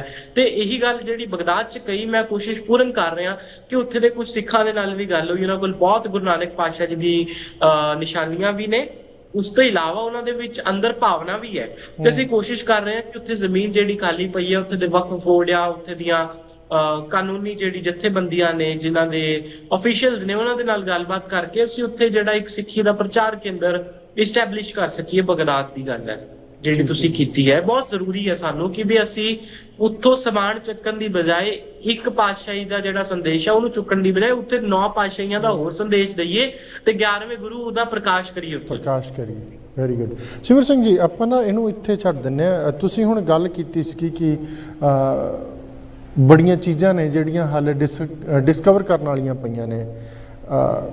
ਇੱਕ ਜ਼ਿਕਰ ਆਉਂਦਾ ਕਿ ਜੰਮੂ ਕਸ਼ਮੀਰ ਦੇ ਕਿਸੇ ਪਿੰਡ ਦੇ ਵਿੱਚ ਰਬਾਬ ਪਿਆ ਆ। ਮਾਨਤਾ ਇਹ ਕਿ ਭਾਈ ਮਰਦਾਨੇ ਵਾਲਾ ਰਬਾਬ ਹੈ, ਉਹ ਉੱਥੇ ਰੱਖ ਕੇ ਗਏ ਆ। ਜੇ ਉਹਨਾਂ ਦੀ ਜੇ ਝਾਤ ਮਾਰੀਏ ਤਾਂ ਭਾਈ ਮਰਦਾਨੇ ਦਾ ਪਿਛੋਕੜ ਨਨਕਾਣਾ ਸਾਹਿਬ ਦੇ ਕੋਲ ਦਾ ਕਿਤੇ ਦਾ, ਮੰਨਦੇ ਹੋ ਤੁਸੀਂ? ਪਰ ਹੋ ਸਕਦਾ ਅਖੀਰਲਾ ਟਾਈਮ ਉਹ ਉੱਥੇ ਰਹੇ ਹੋਣ ਜਾਂ ਉੱਥੇ ਉਹ ਛੱਡ ਕੇ ਚਲੇ ਗਏ ਹੋਣ, ਉਹ ਵੀ ਸੱਚ ਹੋ ਸਕਦਾ। ਪਰ ਉੱਥੋਂ ਦੇ ਜਿਹੜੇ ਸਿੱਧਕੀ, ਜਿੱਦਾਂ ਆਪਾਂ ਸਿੱਖ ਕਹਿ ਰਹੇ ਆ, ਉਹਨਾਂ ਨੇ ਗਾਂ ਫਿਰ ਰਬਾਬ ਨੂੰ ਐਜ਼ ਉਹ ਨਹੀਂ ਰੱਖਿਆ। ਉਹਨਾਂ ਨੇ ਕਿਹਾ ਕਿ ਇਹਦੇ ਨਾਲ ਬਾਣੀ ਬਹੁਤ ਚੰਗੀ ਤਰ੍ਹਾਂ ਉਚਾਰਨ ਕੀਤੀ ਜਾ ਸਕਦੀ ਹੈ। ਤਾਂ ਉਹਨਾਂ ਨੇ ਛੋਟੇ ਛੋਟੇ ਬੱਚਿਆਂ ਨੂੰ ਹੋਰ ਰਬਾਬ ਬਣਾ ਕੇ ਦਿੱਤੇ ਤੇ ਉਹ ਉਹਨਾਂ ਬਾਣੀ ਉਚਾਰਨ ਕਰਦੇ ਅੱਜ ਵੀ। ਤੇ ਤੁਸੀਂ ਉੱਥੇ ਗਏ, ਤੁਸੀਂ ਦੱਸੋ ਵੀ ਸੱਚਾਈ ਕੀ ਹੈ ਵਾਕਈ? ਜੀ ਇੱਕ ਭਗਵਾਨ ਸਿੰਘ ਖੋਜੀ ਜੀ ਸੀਗੇ, ਉਹਨਾਂ ਦੇ ਨਾਲ ਮੈਨੂੰ ਉੱਥੇ ਉਹਨਾਂ ਨੇ ਇਨਫੋਰਮੇਸ਼ਨ ਮਿਲੀ ਕਿ ਵੀ ਉੱਥੇ ਹੈ ਕੁਛ, ਉਹਨਾਂ ਦੀ ਟੀਮ ਖੋਜ ਕਰ ਰਹੀ ਸੀ ਤੇ ਉਸੇ ਟੀਮ ਦਾ ਹਿੱਸਾ ਬਣਨ ਦਾ ਮੌਕਾ ਮਿਲਿਆ। ਤੇ ਜਦੋਂ ਅਸੀਂ ਉੱਥੇ ਗਏ ਤੇ ਉੱਥੇ ਜਾ ਕੇ ਪਤਾ ਲੱਗਿਆ ਵੀ ਉਹ ਕੁਝ ਲੋਕ ਬੰਦੇ ਨੇ ਗੁਰੂ ਨਾਨਕ ਪਾਤਸ਼ਾਹ ਜੀ ਦੀ ਰਬਾਬ ਹੈ, ਮਤਲਬ ਭਾਈ ਮਰਦਾਨਾ ਜੀ ਦੀ ਰਬਾਬ ਹੈ, ਉਹਨਾਂ ਵੱਲੋਂ ਦਿੱਤੀ ਗਈ ਰਬਾਬ ਹੈ। ਤੇ ਜਦੋਂ ਵੇਖਿਆ, ਉੱਥੇ ਜਾ ਕੇ ਦਰਸ਼ਨ ਕੀਤੇ, ਪਹਿਲਾਂ ਤਾਂ ਅਸੀਂ ਉਦਮਪੁਰ ਪਹੁੰਚੇ। ਉਦਮਪੁਰ ਉਸ ਜਿਸ ਏਰੀਏ ਜੰਮੂ ਤੋਂ ਘੰਟਾ ਕੋ ਪਹਿਲੇ ਦਾ ਰਸਤਾ ਆ ਉਦਮਪੁਰ ਦਾ। ਤੇ ਉਦਮਪੁਰ ਪਹੁੰਚੇ ਤੇ ਉੱਥੋਂ ਦੀ 30 ਕਿਲੋਮੀਟਰ ਦੀ ਦੂਰੀ ਤੇ ਪਿੰਡ ਸੀ ਜਿੱਥੇ ਉਹ ਰਬਾਬ ਸੀ। ਤੇ ਜਦੋਂ ਅਸੀਂ ਉਦਮਪੁਰ ਪਹੁੰਚੇ ਤੇ ਅੱਗੇ ਗਏ ਤੇ 10 ਕਿਲੋਮੀਟਰ ਪਹਿਲਾਂ ਜਿਹੜੀਆਂ ਕਾਰਾਂ ਰੁਕ ਜਾਂਦੀਆਂ ਨੇ ਤੇ 10 ਕਿਲੋਮੀਟਰ ਬਾਅਦ ਜਿਹੜਾ ਪੈਦਲ ਤੁਰਨਾ ਸੀ। ਤੇ ਜਦੋਂ ਪੈਦਲ ਤੁਰਨਾ ਸ਼ੁਰੂ ਕੀਤਾ ਤੇ ਰਸਤੇ ਦੇ ਵਿੱਚ ਬਹੁਤ ਸਾਰੇ ਲੋਕ ਮਿਲੇ। ਸਭ ਤੋਂ ਪਹਿਲਾਂ ਅਸੀਂ ਜਦੋਂ ਇੱਕ ਉੱਥੇ ਦੇ ਪਹਾੜੀ ਬੰਦੇ ਨੂੰ ਮਿਲੇ, ਦੇਖਿਆ ਵੀ ਘਰ ਤਾਂ ਪੁਰਾਣੇ ਨੇ ਸਾਰੇ। ਉਹਨੂੰ ਕਿਹਾ, ਬੜਾ ਖੁਸ਼ ਹੋਇਆ, ਕਹਿੰਦਾ ਸਰਦਾਰ ਜੀ ਆਏ ਹੈ, ਸਰਦਾਰ ਜੀ ਆਏ ਹੈ। ਤੇ ਜਦੋਂ ਉਹਨੇ ਗੱਲ ਕਹੀ ਤੇ ਇਹ ਗੱਲ ਸੁਣਦੇ ਹੀ ਨਾ ਉਹ ਜਪਜੀ ਮੂਲ ਮੰਤਰ ਸੁਣਾਉਣਾ ਉਹਨੇ ਸ਼ੁਰੂ ਕੀਤਾ ਆਪਣੀ ਗੜਵਾਲੀ ਭਾਸ਼ਾ ਦੇ ਵਿੱਚ, ਜਿਸ ਨੂੰ ਅਸੀਂ ਕਹਿ ਦਿੰਦੇ ਹਾਂ ਨਾ। ਉਹਨੇ ਆਪਣੀ ਭਾਸ਼ਾ ਦੇ ਵਿੱਚ ਮੂਲ ਮੰਤਰ ਬੋਲਣਾ ਸ਼ੁਰੂ ਕੀਤਾ। ਅਸੀਂ ਸੁਣ ਕੇ ਬੜੇ ਹੈਰਾਨ ਹੋਏ। ਤੇ ਜਦੋਂ ਅਸੀਂ ਅੱਗੇ ਗਏ ਤੇ ਅੱਗੇ ਜਿਵੇਂ ਜਾਂਦੇ ਹੋਏ ਤੇ ਸ਼ਾਮ ਪੈ ਗਈ, ਲਗਭਗ ਸ਼ਾਮ ਪਈ ਸੀ ਕਿ ਸਾਨੂੰ ਰਬਾਬਾਂ ਦੀ ਆਵਾਜ਼ ਸੁਣਨ ਲੱਗ ਪਈ। ਅਸੀਂ ਕਿ ਰਬਾਬ ਦੀ ਆਵਾਜ਼ ਉਰੇ ਕਿੱਥੋਂ? ਸਾਡੇ ਤਾਂ ਗੁਰੂ ਘਰਾਂ ਦੇ ਵਿੱਚ ਰਬਾਬ ਨੂੰ ਕੱਢ ਕੇ ਹਾਰਮੋਨੀਅਮ ਵੰਡ ਦਿੱਤਾ ਗਿਆ। ਵੈਸੇ ਖੈਰ ਉਹ ਅੱਜ ਕੱਲ ਦਾ ਮੌਜੂਦਾ ਸਾਜ਼ ਬਣ ਚੁੱਕੀ, ਲੇਕਿਨ ਜਿਹੜੀ ਪੁਰਾਤਨ ਸੰਪਰਦਾ, ਸਾਡੀ ਪੁਰਾਤਨ ਮਰਿਆਦਾ, ਉਹ ਤਾਂ ਪੁਰਾਤਨ ਮਰਿਆਦਾ ਹੀ ਰਹਿਣੀ ਹੈ। ਜੇਕਰ ਗੱਲ ਕਰੀਏ ਉੱਥੇ ਰਬਾਬ ਦੀ ਧੁਨੀ ਸੁਣੀ ਤੇ ਸੁਣ ਕੇ ਮਨ ਬਹੁਤ ਪ੍ਰਸੰਨ ਹੋਇਆ। ਤੇ ਰਬਾਬ ਦੇ ਉੱਪਰ ਕੋਈ ਉਹ ਲੱਚਰਤਾ ਵਾਲੇ ਗੀਤ ਨਹੀਂ ਜਾਂ ਕੋਈ ਹੋਰ ਸੰਗੀਤ ਨਹੀਂ, ਉਹ ਮੂਲ ਮੰਤਰ ਦਾ ਉਚਾਰਨ ਕਰ ਰਹੇ ਸੀ। ਜਦੋਂ ਅੰਦਰ ਗਏ ਤੇ ਅੰਦਰ ਜਾ ਕੇ ਬਹੁਤ ਮਤਲਬ ਮੰਦਿਰ ਤਰੀਕੇ ਬਣਿਆ ਸੀ ਤੇ ਸਾਨੂੰ ਲੱਗਿਆ ਵੀ ਚਲੋ ਕੋਈ ਮੂਰਤੀ ਪੂਜਾ ਹੋ ਰਹੀ, ਕੁਛ ਹੋ ਰਿਹਾ ਹੋਊਗਾ। ਜਦੋਂ ਗਏ ਤੇ ਕੋਈ ਮੂਰਤੀ ਪੂਜਾ ਨਹੀਂ, ਸਾਰੇ ਲੋਕ ਨੀਚੇ ਬੈਠੇ ਨੇ। ਇੱਕ ਰਬਾਬ ਰੱਖੀ ਹੈ ਬੜੀ ਪੁਰਾਣੀ, ਉੱਪਰ ਪਈ ਹੈ, ਨਾਲ ਹੀ ਧੰਨ ਗੁਰੂ ਨਾਨਕ ਲਿਖਿਆ ਹੋਇਆ ਹੈ ਉਹਨਾਂ ਨੇ ਆਪਣੀ ਭਾਸ਼ਾ 'ਚ, ਹਿੰਦੀ 'ਚ। ਤੇ ਸਾਰੇ ਲੋਕ ਬੈਠੇ ਨੇ, ਬੱਚਿਆਂ ਕੋਲ ਰਬਾਬਾਂ ਨੇ, ਸਾਰੇ ਰਬਾਬ ਵਜਾ ਰਹੇ ਨੇ, ਮੂਲ ਮੰਤਰ ਦਾ ਉਚਾਰਨ ਕਰ ਰਹੇ ਨੇ, ਸਿਰ ਬੰਨੇ ਹੋਏ ਨੇ, ਸਿਰ ਨੰਗਾ ਨਹੀਂ ਕਿਸੇ ਦਾ। ਤੇ ਸਾਰੇ ਬੈਠੇ ਨੇ ਤੇ ਉਹ ਸਾਰੇ ਜਦੋਂ ਸੁਣਿਆ ਪੜਿਆ ਤੇ ਕੀਰਤਨ ਸਮਾਪਤ ਹੋਇਆ ਤੇ ਪੁੱਛਿਆ ਕਿ ਵੀ ਕੀ ਚੱਲ ਰਿਹਾ ਉਰੇ। ਕਹਿੰਦੇ ਵੀ ਇਹ ਮਰਦਾਨਾ ਹੈ ਸਾਡਾ, ਤੇ ਮਰਦਾਨਾ ਮੈਂ ਕਿਹਾ ਵੀ ਕੀ ਹੈ, ਕਹਿੰਦੇ ਵੀ ਉਸ ਪਿੰਡ ਦਾ ਨਾਂ ਜੀ ਸ਼ੇਰ ਮੰਜਲਾ। ਉੱਥੇ ਜਦੋਂ ਪੁੱਛਿਆ ਵੀ ਕੀ ਰਬਾਬ ਹੈ, ਕਹਿੰਦੇ ਵੀ ਇਹ ਤਾਂ ਗੁਰੂ ਨਾਨਕ ਪਾਤਸ਼ਾਹ ਜੀ ਵਾਲੀ ਰਬਾਬ ਹੈ, ਉਹ ਹਮਕੋ ਦੇਖ ਕਰ ਗਏ ਥੇ। तो मैंने देखने का मौका मिला ते कुछ विद्वान सवाल करते नहीं जो गुरु नानक पातशाह जी में हो सकती। मैं एक गल कहांगा उरे, ਉਹ ਰਬਾਬ ਜੇਕਰ ਮੈਂ ਸਟੇਟ ਕਰਾਂ ਤੇ ਗੁਰੂ ਨਾਨਕ ਪਾਤਸ਼ਾਹ ਦੀ ਹੈ। ਕਿਉਂ? ਕਿਉਂਕਿ ਉਸ ਰਬਾਬ ਨੇ ਇਹੋ ਜਿਹੇ ਬੜੇ ਸਾਰੇ ਪਰਿਵਾਰਾਂ ਨੂੰ ਸਿੱਖੀ ਦੇ ਨਾਲ ਜੋੜਿਆ, ਉਸ ਸੰਪਰਦਾ ਦੇ ਨਾਲ ਜੋੜਿਆ, ਉਸ ਰਬਾਬੀ ਘਰਾਣੇ ਦੇ ਨਾਲ ਜੋੜਿਆ ਜਿਸ ਨੂੰ ਗੁਰੂ ਨਾਨਕ ਪਾਤਸ਼ਾਹ ਤੇ ਭਾਈ ਮਰਦਾਨਾ ਚਲਾਉਂਦੇ ਸੀ। ਉਸ ਵੇਲੇ ਚੱਲਦਾ ਸੀ ਉਹ ਰਬਾਬੀ ਘਰਾਣਾ। ਤੇ ਜੇਕਰ ਅੱਜ ਅਸੀਂ ਗੱਲ ਕਰੀਏ ਤੇ ਹੁਣ ਸਪੋਜ਼ ਕਰੋ ਜੀ ਗੁਰੂ ਗ੍ਰੰਥ ਸਾਹਿਬ ਜੀ ਦਾ ਸਰੂਪ ਹੈ, ਜੇ ਸਾਨੂੰ ਗੁਰੂ ਗ੍ਰੰਥ ਸਾਹਿਬ ਜੀ ਦੇ ਸਰੂਪ ਚ ਗੁਰੂ ਗੋਬਿੰਦ ਸਿੰਘ ਜੀ ਦੇ ਦਰਸ਼ਨ ਹੋ ਰਹੇ ਨੇ ਤੇ ਅਸੀਂ ਕਿਵੇਂ ਕਹਾਂਗੇ ਕਿ ਇਹ ਗੁਰੂ ਗ੍ਰੰਥ ਸਾਹਿਬ ਨੇ, ਗੁਰੂ ਗੋਬਿੰਦ ਸਿੰਘ ਨਹੀਂ ਨੇ? ਉਹ ਤਾਂ ਦਸਾਂ ਪਾਤਸ਼ਾਹੀਆਂ ਦੀ ਜੋਤ ਨੇ ਨਾ, ਇੱਕ ਮਾਨਤਾ ਦੀ ਗੱਲ ਹੈ। ਜੇਕਰ ਉਹ ਮੰਨਦੇ ਨੇ ਗੁਰੂ ਨਾਨਕ ਪਾਤਸ਼ਾਹ ਜੀ ਦੀ, ਇਹ ਖੈਰ ਮੈਂ ਉਸਨੂੰ ਪ੍ਰੂਵ ਨਹੀਂ ਕਰ ਪਾਵਾਂਗਾ ਕਿ ਗੁਰੂ ਨਾਨਕ ਪਾਤਸ਼ਾਹ ਜੀ ਦੀ ਹੈ ਜਾਂ ਨਹੀਂ ਹੈ, ਲੇਕਿਨ ਉਹਨਾਂ ਦੀ ਮਾਨਤਾ ਹੈ। ਗੁਰੂ ਨਾਨਕ ਹਰੇਕ ਉਹ ਰਬਾਬ ਜਿਹਦੇ ਉੱਪਰੋਂ ਸੰਗੀਤ ਦੀ ਧੁਨੀ ਨਹੀਂ, ਸਾਡੇ ਗੁਰਬਾਣੀ ਦੀ ਧੁਨੀ ਆਉਂਦੀ ਹੈ, ਹਰੇਕ ਉਹ ਰਬਾਬ ਜਿਹਦੇ ਵਿੱਚੋਂ ਜਪਜੀ ਦੀ ਧੁਨੀ ਸਾਨੂੰ ਸੁਣਦੀ ਹੈ, ਹਰੇਕ ਉਹ ਰਬਾਬ ਜਿਹਦੇ ਵਿੱਚੋਂ ਸਾਨੂੰ 31 ਰਾਗਾਂ ਜਿਹੜੇ ਗੁਰੂ ਨਾਨਕ ਪਾਤਸ਼ਾਹ ਜੀ ਨੇ ਗੁਰਬਾਣੀ ਉਚਾਰੀ ਉਹ ਗੁਰਬਾਣੀ ਸਾਨੂੰ ਸੁਣਦੀ ਹੈ, ਉਹ ਹਰੇਕ ਰਬਾਬ ਗੁਰੂ ਨਾਨਕ ਦੀ ਹੈ। ਉਹ ਹਰੇਕ ਗੁਰਦੁਆਰਾ ਨਾਨਕ ਦਾ ਹੈ ਜਿੱਥੇ ਗੁਰੂ ਗ੍ਰੰਥ ਸਾਹਿਬ ਦਾ ਪ੍ਰਕਾਸ਼ ਹੈ। ਇਸੇ ਤਰੀਕੇ ਉਹ ਹਰੇਕ ਰਬਾਬ ਗੁਰੂ ਨਾਨਕ ਦੀ ਹੈ, ਜਿਹੜੀ ਹਰੇਕ ਰਬਾਬ ਤੇ ਕੀਰਤਨ ਹੁੰਦਾ ਹੈ। ਤੇ ਜਿਹੜੀ ਮੈਨੂੰ ਲੱਗਦਾ ਸਾਡੇ ਨਾਲੋਂ ਜ਼ਿਆਦਾ ਕਿੱਥੇ ਸਿੱਧਕੀ ਸਿੱਖ ਹੋਣੇ ਜਿਹੜੇ ਰਬਾਬਾਂ ਨੂੰ ਅੱਜ ਵੀ ਆਪਣੇ ਘਰਾਣੇ ਦੇ ਵਿੱਚ ਸੰਭਾਲੀ ਬੈਠੇ ਨੇ। ਸ਼ਾਮ ਹੁੰਦੀ ਹੈ ਤੇ ਉਹ ਸਾਰੇ ਬੰਦੇ ਇਕੱਠੇ ਹੋ ਕੇ ਰਬਾਬ ਤੇ ਕੀਰਤਨ ਕਰਦੇ ਨੇ ਤੇ ਉਹ ਬਹੁਤ ਵੱਡਾ ਉਹਨਾਂ ਦਾ ਮੇਗੀ ਸਿੱਖਾਂ ਦਾ ਸਿਲਸਿਲਾ ਆ, ਉਹਨਾਂ ਦਾ ਨਾਮ ਮੇਗੀ ਸਿੱਖ ਹੈ ਤੇ ਆਪਣੇ ਆਪ ਨੂੰ ਗੁਰੂ ਨਾਨਕ ਪਾਤਸ਼ਾਹ ਜੀ ਦੇ ਸਿੱਖ ਬਣਦੇ ਨੇ। ਤੇ ਮੈਂ ਬੜੀ ਵੱਡੀ ਗੱਲ ਹੈ ਜਦੋਂ ਉੱਥੇ ਜਾਓਗੇ ਤੇ ਬਹੁਤ ਮਨ ਨੂੰ ਝੰਜੋੜ ਦੇਣ ਵਾਲੀਆਂ ਗੱਲਾਂ ਨੇ ਜੋ ਉੱਥੇ ਦੇ ਲੋਕਾਂ ਨੇ ਕਹੀਆਂ, ਜਾਂ ਉਹਨਾਂ ਦੀ ਸ਼ਰਧਾ ਗੁਰੂ ਨਾਨਕ ਪਾਤਸ਼ਾਹ ਜੀ ਦੇ ਵੇਲੇ ਲੂ ਕੰਡੇ ਖੜੇ ਹੋ ਜਾਂਦੇ ਨੇ, ਜੋ ਗੱਲਾਂ ਉਹ ਦੱਸਦੇ ਨੇ ਗੁਰੂ ਨਾਨਕ ਪਾਤਸ਼ਾਹ ਜੀ। ਆਪਾਂ ਕਾਫੀ ਗੱਲਾਂ ਕੀਤੀਆਂ ਕਿ ਗੁਰੂ ਸਾਹਿਬਾਨ ਦੇ ਟਾਈਮ ਕੀ ਸੀ ਤੇ ਹੁਣ ਇੱਕ ਜਿਹੜਾ ਹੈਗਾ ਧਾਰਨਾ ਹੈ ਕਿ ਜਿਹੜਾ ਓਰੀਜਨਲ ਸ਼੍ਰੀ ਗੁਰੂ ਗ੍ਰੰਥ ਸਾਹਿਬ ਸੀਗਾ ਉਹ ਪਹਿਲਾਂ ਭਾਈ ਮਨੀ ਸਿੰਘ ਜੀ ਨੇ ਅਰਬਿਕ ਲੈਂਗੁਏਜ ਦੇ ਵਿੱਚ ਲਿਖਿਆ ਸੀਗਾ, ਪਰ ਸਾਨੂੰ ਪਤਾ ਨਹੀਂ ਲੱਗ ਰਿਹਾ ਕਿ ਉਹ ਹੈ ਕਿੱਥੇ ਇਸ ਟਾਈਮ। ਇਹ 'ਚ ਕਿੰਨੀ ਕੁ ਸੱਚਾਈ ਤੁਸੀਂ ਗਿਣਦੇ ਹੋ ਸਿਮਰ ਸਿੰਘ ਜੀ? ਇਹ ਓਰੀਜਨਲ ਗੁਰੂ ਗ੍ਰੰਥ, ਸਭ ਤੋਂ ਪਹਿਲੀ ਗੱਲ ਤਾਂ ਗੁਰੂ ਗ੍ਰੰਥ ਸਾਹਿਬ ਜੀ ਦਾ ਜਿਹੜਾ ਪੂਰਨ ਪਹਿਲਾ ਸਰੂਪ ਸੀ ਉਹ 10ਵੇਂ ਮਹਾਰਾਜ ਨੇ ਜਿਹੜਾ ਲਿਖਾਇਆ ਗੁਰਮੁਖੀ ਭਾਸ਼ਾ 'ਚ ਸੀ, ਉਹ ਅਰਬੀ 'ਚ ਨਹੀਂ ਸੀ। ਬਾਅਦ ਦੇ ਵਿੱਚ ਜਿਹੜੀਆਂ ਅਸੀਂ ਬੀੜਾਂ ਪੜ੍ਹਦੇ ਆ, 5 ਬੀੜਾਂ ਤਿਆਰ ਹੋਈਆਂ ਸੀ, ਬਾਬਾ ਦੀਪ ਸਿੰਘ ਜੀ ਨੇ ਕੀਤੀਆਂ ਸੀ ਜੀ। ਤੇ ਬਾਬਾ ਦੀਪ ਸਿੰਘ ਜੀ ਵਾਲੀਆਂ ਜਿਹੜੀਆਂ ਬੀੜਾਂ ਸੀਗੀਆਂ ਉਸ ਵਿੱਚ ਇੱਕ ਬੀੜ ਸੀਗੀ ਜਿਹੜੀ ਕਿ ਅਰਬੀ ਭਾਸ਼ਾ 'ਚ ਲਿਖੀ ਗਈ। ਉਹ ਜਿਹੜੀ ਬੀੜ ਹੈ ਉਹਦਾ ਜੀ ਉਹ ਭਾਈ ਮਨੀ ਸਿੰਘ ਜੀ ਵਾਲੀ ਨਹੀਂ ਹੈ। ਭਾਈ ਮਨੀ ਸਿੰਘ ਜੀ ਵਾਲੀ ਜਿਹੜੀ ਗੁਰਮੁਖੀ ਭਾਸ਼ਾ 'ਚ ਹੀ ਹੈ। ਤੇ ਭਾਈ ਮਨੀ ਸਿੰਘ ਜੀ ਨੇ ਇੱਕ ਬੀੜ ਤਿਆਰ ਇਹੋ ਜਿਹੀ ਕੀਤੀ ਸੀ ਜਿਹੜੀ ਰਾਜਾ ਗੁਲਾਬ ਸਿੰਘ ਸੇਠੀ ਬਾਗ ਜੀ ਦੇ ਘਰੇ ਦਿੱਲੀ 'ਚ ਅੱਜ ਵੀ ਸੁਸ਼ੋਭਿਤ ਹੈ, ਜਿਹੜੀ ਕਿ ਉਹ ਮਹਾਰਾਸ਼ਟਰ ਤੋਂ ਕਿੱਥੋਂ ਲੈ ਕੇ ਆਏ ਸੀ। ਉਹ ਬੀੜ ਜਿਹੜੀ ਉਹਨਾਂ ਨੇ ਸਾਰੀ ਬਾਣੀ ਨੂੰ ਇਕੱਠਾ ਕੀਤਾ, 10ਵੇਂ ਪਾਤਸ਼ਾਹ ਦੀ ਬਾਣੀ ਨੂੰ ਵੀ ਲਿਖਿਆ। ਉਹ ਗੁਰੂ ਗ੍ਰੰਥ ਸਾਹਿਬ ਦੀ ਨਹੀਂ, ਉਹ ਇੱਕ ਜਿਸ ਨੂੰ ਅਸੀਂ ਗ੍ਰੰਥ ਵਜੋਂ ਕਹਿ ਸਕਦੇ ਹਾਂ। ਅੰਤ ਵਿੱਚ ਉਹਨਾਂ ਨੇ ਜਿਹੜਾ ਫਾਰਸੀ ਦੇ ਵਿੱਚ ਜ਼ਫਰਨਾਮਾ ਲਿਖਿਆ। ਜਿਹੜੀ ਭਾਈ ਮਨੀ ਸਿੰਘ ਜੀ ਨੇ ਉਹ ਫਾਰਸੀ ਦੀ ਜਾਂ ਅਰਬੀ ਦੀ ਬੀੜ ਨਹੀਂ ਹੈ, ਉਹ ਬਾਬਾ ਦੀਪ ਸਿੰਘ ਜੀ ਨੇ ਤਿਆਰ ਕੀਤੀ ਹੈ ਬਾਅਦ ਦੇ ਵਿੱਚ। ਜੀ ਜੀ ਜੀ ਜੀ ਤੇ ਜਿਹੜੀ ਕੁੰਡਲੀ ਹੈ ਉਹ ਗੁਰਮੁਖੀ ਦੀ ਹੋਈ ਹੈ। ਤੇ ਇਹਦੇ ਵਿੱਚ ਫਿਰ ਜ਼ਿਕਰ ਕਿਉਂ ਆਉਂਦਾ ਕਿ ਇੱਕ ਅਰਬਿਕ ਲੈਂਗੁਏਜ ਦੇ ਵਿੱਚ ਜਿਹੜੀ ਬੀੜ ਤਿਆਰ ਕੀਤੀ ਉਹ ਹਲੇ ਤੱਕ ਪਤਾ ਨਹੀਂ ਲੱਗ ਰਿਹਾ ਹੈ ਕਿੱਥੇ ਆ। ਇਹ ਵਾਕਈ ਵੀ ਇਹੋ ਜਿਹੇ ਮਾਡਰਨ ਵਰਲਡ ਦੇ ਵਿੱਚ ਵੀ ਆਪਾਂ ਨੂੰ ਜੇ ਇੱਦਾਂ ਦੀ ਗੱਲਾਂ ਹੈਗੀਆਂ ਤੇ ਕਿੱਥੋਂ ਤੱਕ ਸ਼ੋਭਾ ਦਿੰਦੀਆਂ। ਪਰ ਐਨੀਵੇ ਆਪਾਂ ਸਿਮਰ ਸਿੰਘ ਜੀ ਆਪਾਂ ਹੋਰ ਪਾਸੇ ਚੱਲੀਏ। ਤੁਸੀਂ ਨਾ ਇੱਕ ਆਮ ਸਕਾਲਰਸ ਵੀ ਇਹ ਕਹਿੰਦੇ ਆ ਕਿ ਸਾਡੇ ਯੂਥ ਨੂੰ ਸਾਡੇ ਇਤਿਹਾਸ ਦੀ ਖੋਜ ਕਰਨ ਦੀ ਲੋੜ ਹੈ। ਮੇਰਾ ਕੁਐਸਚਨ ਇਹ ਹੈ ਕਿ 400-500 ਸਾਲਾਂ ਦਾ ਸਾਡਾ ਇਤਿਹਾਸ ਹੈ, ਗੁਰੂ ਨਾਨਕ ਦੇਵ ਜੀ ਤੋਂ ਲੈ ਕੇ ਹੁਣ ਤੱਕ 500 ਸਾਲ ਲਾ ਲਓ ਤੁਸੀਂ, 550 ਸਾਲ ਲਾ ਲਓ। ਕੀ ਹੱਲੇ ਵੀ ਇਸ 550 ਸਾਲਾਂ ਜਾਂ 560 ਸਾਲ ਲਾ ਲਓ ਤੁਸੀਂ, ਇਹਦੇ ਵਿੱਚ ਹੱਲੇ ਵੀ ਕੁਝ ਰਹਿ ਗਿਆ ਜਿਹੜਾ ਹੱਲੇ ਵੀ ਖੋਜ ਕਰਨ ਦੀ ਲੋੜ ਹੈ? ਸਭ ਤੋਂ ਵੱਡੀ ਗੱਲ ਹੈ ਜੀ, ਸਿੱਖ ਇਤਿਹਾਸ ਲਿਖਣ ਦੇ ਨਾਲ ਇਤਿਹਾਸ ਰਚਦੇ ਪਏ ਨੇ। ਗੱਲ ਅਸੀਂ ਲੇਟੈਸਟਲੀ ਮੁੱਢਲੀ ਕਰੀਏ, ਪਹਿਲਾਂ ਘੱਲੂਘਾਰਾ ਹਜੇ ਦੁੱਖ ਠੰਡਾ ਨਹੀਂ ਹੋਇਆ ਸੀ, ਪਹਿਲੇ ਘੱਲੂਘਾਰੇ ਦਾ ਇਤਿਹਾਸ ਲਿਖਿਆ ਨਹੀਂ ਗਿਆ ਸੀ। ਪੂਰੇ ਸੰਨ 84 ਦਾ ਘੱਲੂਘਾਰਾ ਵਾਪਰ ਗਿਆ। ਤੇ ਉਹ ਗੱਲਾਂ ਨੇ ਜਿਹੜੀਆਂ ਉਹ ਸਾਡੇ ਸਿੱਖਾਂ ਦਾ ਇਤਿਹਾਸ ਤੁਸੀਂ 550 ਸਾਲ ਕਿਹਾ, 550 ਸਾਲ ਤੋਂ ਚੱਲਦਾ ਆ ਰਿਹਾ। ਇਹ ਨਹੀਂ ਹੈ ਕਿ ਵੀ ਪਹਿਲੇ 100 ਸਾਲ ਹੋ ਗਏ ਤੇ ਜੇ 10 ਗੁਰੂ ਨੇ ਤੇ 10 ਗੁਰੂਆਂ ਦਾ ਇਤਿਹਾਸ ਖਤਮ ਹੋ ਗਿਆ ਤੇ ਉਸ ਤੋਂ ਅੱਗੇ ਇਤਿਹਾਸ 10 ਗੁਰੂਆਂ ਦਾ ਇਤਿਹਾਸ ਖਤਮ ਹੋਇਆ, ਬਾਬਾ ਬੰਦਾ ਸਿੰਘ ਬਹਾਦਰ ਦਾ ਇਤਿਹਾਸ ਸ਼ੁਰੂ ਹੋਇਆ।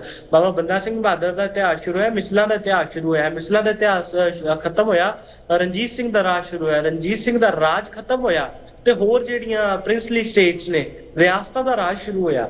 ਰਿਆਸਤਾਂ ਦਾ ਰਾਜ ਜਿਹੜਾ, ਰਿਆਸਤਾਂ ਦਾ ਇਤਿਹਾਸ ਖਤਮ ਹੋਇਆ ਤੇ ਬਾਅਦ ਦੇ ਵਿੱਚ ਸਾਡੀ ਮਾਡਰਨਾਈਜੇਸ਼ਨ ਆਈ ਤੇ ਮਾਡਰਨਾਈਜੇਸ਼ਨ ਦੇ ਵਿੱਚ ਜਿਹੜੀ ਗੱਲ ਕਰੀ ਅਸੀਂ ਦਰਬਾਰ ਸਾਹਿਬ ਵਿਖੇ ਸੰਤ ਜਰਨੈਲ ਸਿੰਘ ਜੀ ਦਾ 84 ਦਾ ਜੋ ਵੀ ਇਤਿਹਾਸ ਹੈ ਉਹ ਸ਼ੁਰੂ ਹੋਇਆ ਤੇ ਜਿਹੜੀ ਇਤਿਹਾਸ ਹੈ ਉਹ ਲਗਾਤਾਰ ਚੱਲਦਾ ਆ ਰਿਹਾ ਹੈ। ਜਿਵੇਂ ਤੁਸੀਂ ਗੱਲ ਕੀਤੀ, ਆਮ ਸਕਾਲਰ ਇਹ ਗੱਲ ਕਹਿੰਦੇ ਸਾਡੇ ਯੂਥ ਨੂੰ ਇਤਿਹਾਸ ਖੋਜਣਾ ਚਾਹੀਦਾ ਹੈ। ਆਮ ਸਕਾਲਰ ਜਿਹੜੇ ਇਹ ਗੱਲ ਕਹਿੰਦੇ ਨੇ ਕਿ ਯੂਥ ਨੂੰ ਇਤਿਹਾਸ ਖੋਜਣਾ ਚਾਹੀਦਾ, ਪਹਿਲਾਂ ਇਹ ਗੱਲ ਪੁੱਛੋ ਕਿ ਵੀ ਜਿਹੜੇ, ਹੁਣ ਮੈਂ ਅਕਸਰ ਹੀ ਗੱਲ ਕਹਿੰਦਾ ਹੁੰਦਾ, ਛੋਟੇ ਸਾਹਿਬਜ਼ਾਦੇ ਦੀ ਸ਼ਹੀਦੀ ਹੋਈ, ਛੋਟੇ ਸਾਹਿਬਜ਼ਾਦੇ ਨੂੰ ਕਿਸੇ ਨੇ ਸ਼ਹੀਦ ਨਹੀਂ ਕੀਤਾ ਸੀ, ਛੋਟੇ ਸਾਹਿਬਜ਼ਾਦਿਆਂ ਨੂੰ ਕਿਸੇ ਨੇ ਫੋਰਸ ਨਹੀਂ ਕੀਤਾ ਸੀ। ਭਾਵ ਇਹ ਜਿਹੜੀ ਹਕੂਮਤ ਦੇ ਨਾਲ ਉਹਨਾਂ ਨੇ ਮੱਥਾ ਲਾਇਆ, ਉਹਨਾਂ ਨੂੰ ਕਿਸੇ ਨੇ ਫੋਰਸ ਨਹੀਂ ਕੀਤਾ ਸੀ। ਉਹਨਾਂ ਦੇ ਮਾਪਿਓ ਨੇ, ਗੁਰੂ ਗੋਬਿੰਦ ਸਿੰਘ ਜੀ ਨੇ, ਮਾਤਾ ਗੁਜਰ ਕੌਰ ਜੀ ਨੇ, ਕਿਸੇ ਨੇ ਫੋਰਸ ਨਹੀਂ ਕੀਤਾ ਸੀ ਕਿ ਤੁਸੀਂ ਸ਼ਹੀਦੀ ਦਿਓ। ਉਹਨਾਂ ਦੇ ਮਨ ਦੇ ਵਿੱਚ ਸਿੱਖੀ ਐਡੀ ਧਾਰਨ ਹੋ ਚੁੱਕੀ ਸੀ, ਸਿੱਖੀ ਦਾ ਜਿਹੜਾ ਬੂਟਾ ਸੀ ਐਡਾ ਹਰਾ ਭਰਾ ਹੋ ਚੁੱਕਿਆ ਸੀ ਕਿ ਉਹਨਾਂ ਨੇ ਆਪ ਕਿਹਾ ਕਿ ਸਿਰ ਜਾਵੇ ਤਾਂ ਜਾਵੇ, ਮੇਰਾ ਸਿੱਖੀ ਸਿਦਕ ਨਾ ਜਾਵੇ। ਸਿੱਖੀ ਸਿਦਕ ਨੂੰ ਫੋਲੋ ਕੀਤਾ ਉਹਨਾਂ ਨੇ। ਉਹਦਾ ਕਾਰਨ ਕੀ ਸੀ? ਛੋਟੇ ਸਾਹਿਬਜ਼ਾਦਿਆਂ ਨੂੰ, ਵੱਡੇ ਸਾਹਿਬਜ਼ਾਦਿਆਂ ਨੂੰ, ਮਾਤਾ ਗੁਜਰ ਕੌਰ ਜੀ ਦੀ ਜਿਹੜੀ ਉਹ ਸੇਵਾ ਉਹਨਾਂ ਨੇ ਕੀਤੀ, ਉਹਨਾਂ ਨੂੰ ਸੰਭਾਲਿਆ, ਉਹਨਾਂ ਨੂੰ ਪਾਲ ਪੋਸ ਕੇ ਵੱਡਾ ਕੀਤਾ। ਜਿਹੜਾ ਉਹਨਾਂ ਦੀ ਜਿਹੜੀ ਉਹ ਜ਼ਿੰਦਗੀ ਰਹੀ ਹੈ, ਸਫ਼ਰ ਰਿਹਾ, ਉਹਦੇ ਵਿੱਚ ਮਾਤਾ ਗੁਜਰ ਕੌਰ ਜੀ ਨੇ ਉਹਨਾਂ ਨੂੰ ਸੰਸਕਾਰ ਦਿੱਤੇ। ਹੋ ਮਾਤਾ ਗੁਜਰੀ ਜੀ ਨੇ ਸੰਸਕਾਰ ਦਿੱਤੇ, ਜਿਹੜਾ ਸੰਸਕਾਰਾਂ ਨੂੰ ਮੁੱਖ ਰੱਖਦੇ ਹੋਏ ਸਿੱਖੀ ਦਾ ਜਿਹੜਾ ਬੂਟਾ ਹਰਾ ਭਰਾ ਹੋਇਆ। ਉਸੇ ਤਰੀਕੇ ਨਾਲ ਮੌਜੂਦਾ ਲਾ ਲਈਏ, ਸਭ ਤੋਂ ਪਹਿਲਾਂ ਸਾਡਾ ਸਕੂਲਾਂ ਦੇ ਵਿੱਚ ਕਿਹਾ ਜਾਂਦਾ ਕਿ ਸਾਡੇ ਸਕੂਲ ਜਦੋਂ ਜਾਂਦੇ ਆ ਬੱਚਿਆਂ ਨੂੰ ਐਡਮਿਸ਼ਨ ਕਰਾਉਣ ਦੇ ਲਈ, ਤੇ ਟੀਚਰ ਪਹਿਲੀ ਗੱਲ ਕਹਿੰਦਾ ਕਿ ਮੈਂ ਤਾਂ ਇਹਨਾਂ ਨੂੰ ਪੜ੍ਹਾ ਦੇਵਾਂਗਾ। ਪਹਿਲੇ ਗੱਲ ਤੁਹਾਡਾ ਫਰਜ਼ ਬਣਦਾ ਹੈ, ਕਿਉਂਕਿ ਮਾਪਿਓ ਜਿਹੜਾ ਪਹਿਲਾ ਸਕੂਲ ਹੁੰਦੇ ਨੇ। ਪਹਿਲੀ ਗੱਲ, ਸਾਡੇ ਮਾਪਿਓ ਨੇ ਆਪਣੇ ਬੱਚਿਆਂ ਨੂੰ ਸਿੱਖੀ ਨਾਲ ਨਹੀਂ ਜੋੜਿਆ। ਜਿਹੜੀ ਮਾਵਾਂ ਨੂੰ ਬੱਚਿਆਂ ਨੂੰ ਸਿੱਖੀ ਦੇ ਨਾਲ ਸੰਦੇਸ਼ ਦੇਣਾ ਚਾਹੀਦਾ ਸੀ, ਜਿਵੇਂ ਮਾਤਾ ਗੁਜਰ ਕੌਰ ਜੀ ਨੇ ਸਾਖੀਆਂ ਸੁਣਾਈਆਂ, ਸਾਡੀਆਂ ਜਿਹੜੀਆਂ ਮਾਵਾਂ ਨੇ ਉਹ ਕਿੱਟੀ ਪਾਰਟੀਆਂ ਹੋਰ ਥਾਵਾਂ ਤੇ ਬਿਜ਼ੀ ਨੇ, ਮਾਡਰਨਾਈਜੇਸ਼ਨ ਆ ਗਈਆਂ ਨੇ, ਅਸੀਂ ਹੋਰ ਥਾਵਾਂ ਤੇ ਪਹੁੰਚ ਗਏ ਹਾਂ। ਉਸੇ ਤਰੀਕੇ ਨਾਲ ਜਿਹੜੇ ਸਾਡੇ ਵਿਦਵਾਨ ਯੂਥ ਨੂੰ ਤਾਂ ਜੋੜਨਗੇ ਜੋ ਆਪ ਅੰਬਲ ਪੂਸਿਆਂ ਚੋਂ ਬਾਹਰ ਨਿਕਲਣਗੇ। ਸਾਡੇ ਤਾਂ ਅਜੇ ਮੀਟ ਖਾਣ ਦਾ ਮੁੱਦਾ ਨਹੀਂ ਖਤਮ ਹੋ ਰਿਹਾ, ਹੋਰ ਮੁੱਦੇ ਨਹੀਂ ਖਤਮ ਹੋ ਰਹੇ। ਇਹ ਮੁੱਦੇ ਹੈ ਹੀ ਕੋਈ ਨਹੀਂ, ਸਾਡੇ ਸਿੱਖੀ ਦੇ ਵਿੱਚ ਮਹੱਤਵ ਹੀ ਨਹੀਂ ਰੱਖਦੇ ਮੁੱਦੇ, ਤੇ ਅਸੀਂ ਉਹ ਮੁੱਦੇ ਨੂੰ ਛੇੜ ਕੇ ਬੈਠੇ ਆ, ਜਿਸ ਕਰਕੇ ਸਾਡੇ ਜਿਹੜਾ ਯੂਥ ਹੈ, ਮੈਂ ਯੂਥ ਦੇ ਵਿੱਚ ਵਿਚਰਦਾ ਜੀ, ਯੂਥ ਤਾਂ ਇਹ ਕਹਿੰਦਾ ਜੀ ਇਹ ਤਾਂ ਬੜਾ ਬਹੁਤ ਹੀ ਦਿਮਾਗ ਖਰਾਬ ਕਰਨ ਨਾਲ। ਮੈਂ ਪੁੱਛਦਾ ਕਿਉਂ ਦਿਮਾਗ ਖਰਾਬ ਕਰਨ ਵਾਲਾ ਕੰਮ ਕਿਉਂ ਹੈ?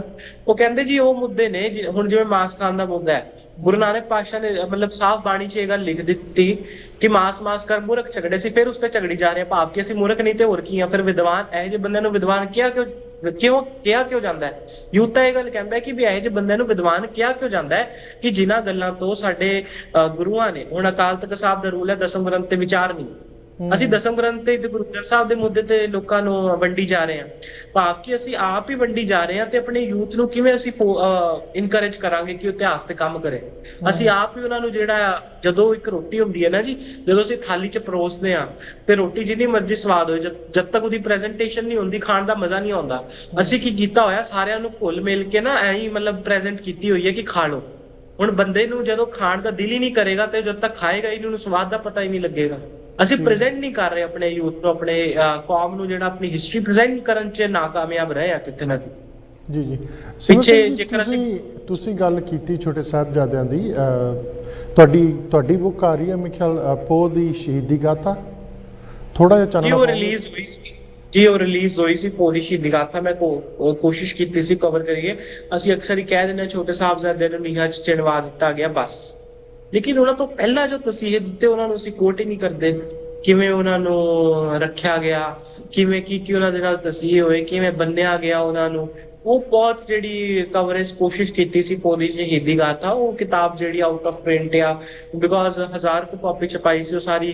ਪਿੱਛੇ ਜਦੋਂ ਆਪਣਾ ਜੋੜ ਮੇਲ ਨਿਕਲਿਆ ਉਦੋਂ ਵੰਡੀ ਸੀ, ਉਹ ਹੁਣ ਦੁਬਾਰਾ ਛਾਪਣ ਵਾਲੀ ਪਈ ਹੈ ਕਿਤਾਬ। ਅਸੀਂ ਹੁਣੇ 1-2 ਮਹੀਨਿਆਂ ਨੂੰ, ਜਿਹੜੀ ਇਹਦੀ ਪਹਿਲੀ ਸੀ, ਇਹ ਦੂਜਾ ਐਡੀਸ਼ਨ ਛਾਪਿਆ ਸੀ। ਪਹਿਲਾ ਐਡੀਸ਼ਨ ਚਮਕੌਰ ਸਾਹਿਬ ਛਾਪਿਆ ਸੀ ਵੱਡੇ ਸਾਹਿਬਜ਼ਾਦਿਆਂ ਤੇ, ਛੋਟਾ ਜਿਹੜਾ ਪੋਹ ਦੀ ਸ਼ਹੀਦੀ ਗਾਥਾ ਉਹ ਛੋਟੇ ਸਾਹਿਬਜ਼ਾਦਿਆਂ ਤੇ 2 ਵਰਜ਼ਨ ਛਾਪਿਆ ਸੀ। ਹੁਣ ਅਸੀਂ ਦੋਨਾਂ ਦਾ ਕੰਬਾਈਨਡ ਵਰਜ਼ਨ 1-2 ਮਹੀਨਿਆਂ ਤੱਕ ਐਡੀਟਰ ਨੂੰ ਦਿੱਤਾ ਹੋਇਆ, ਜਲਦੀ ਆ ਜਾਵੇਗਾ। ਸਿਮਰ ਸਿੰਘ ਜੀ, ਆਪਾਂ ਨਾ ਗੱਲਾਂ ਕਰ ਲਈਆਂ ਕਿ ਠੀਕ ਹੈ, ਹੁਣ ਅੱਜ ਸਕਾਲਰ ਵੀ ਕਹਿ ਰਿਹਾ, ਸਿੱਖ ਵਿਦਵਾਨ ਵੀ ਕਹਿ ਰਿਹਾ, ਸਾਰੇ ਕਹਿ ਰਹੇ ਕਿ ਯੂਥ ਨੂੰ ਜਿਹੜਾ ਹੈ ਆਪਣਾ ਇਤਿਹਾਸ ਖੋਜਣ ਦੀ ਲੋੜ ਹੈ। ਤੁਸੀਂ ਬੜੀ ਦੂਰ ਦੂਰ ਤੱਕ ਗੱਲਾਂ ਖੋਜ ਕੇ ਲਿਆਏ ਕਿ ਹਾਂ ਉੱਥੇ ਈਰਾਨ ਇਰਾਕ ਦੇ ਵਿੱਚ ਆ ਗੁਰੂ ਸਾਹਿਬ ਨੇ ਕੀਤਾ ਸੀ ਇਹ ਉਹ। ਮੰਨ ਲਓ ਜੇ 70-80% 100 ਚੋਂ 100% ਤਾਂ ਕਦੇ ਕਿਤੇ ਕੋਈ ਗੱਲ ਪੂਰੀ ਨਹੀਂ ਹੁੰਦੀ। 70-80% ਆਪਣਾ ਯੂਥ ਆਪਣੇ ਇਤਿਹਾਸ ਨੂੰ ਜਿਹੜਾ ਚੱਲ ਵੀ ਰਿਹਾ, ਜਿੱਦਾਂ ਤੁਸੀਂ ਕਿਹਾ ਕਿ 10 ਗੁਰੂਆਂ ਤੱਕ ਸੀਮਿਤ ਨਹੀਂ ਹੈ। ਉਸ ਤੋਂ ਬਾਅਦ ਬੰਦਾ ਸਿੰਘ ਬਹਾਦਰ, ਉਸ ਤੋਂ ਬਾਅਦ ਮਹਾਰਾਜਾ ਰਣਜੀਤ ਸਿੰਘ ਤੇ ਫਿਰ ਹੋਰ ਕੁੱਲੂ ਘਰ ਆਏ। ਇਹ ਸਾਰਾ ਸਿੱਖ ਲੈਂਦੇ ਆ। ਕਿੱਥੇ ਕਿੱਥੇ ਮਾਰ ਖਾਧੀ ਕੌਮ ਨੇ, ਕਿੱਥੇ ਕਿੱਥੇ ਜਿੱਦਾਂ ਮਾਰ ਖਾ ਕੇ ਫਿਰ ਉੱਠੇ ਤਾਂ ਫਿਰ ਉਹਨਾਂ ਦਾ ਸਾਥ ਦਿੱਤਾ ਔਖੇ ਟਾਈਮ ਜਿਨ੍ਹਾਂ ਨੇ ਸਾਨੂੰ ਮਾਰ ਪਾਈ ਸੀ।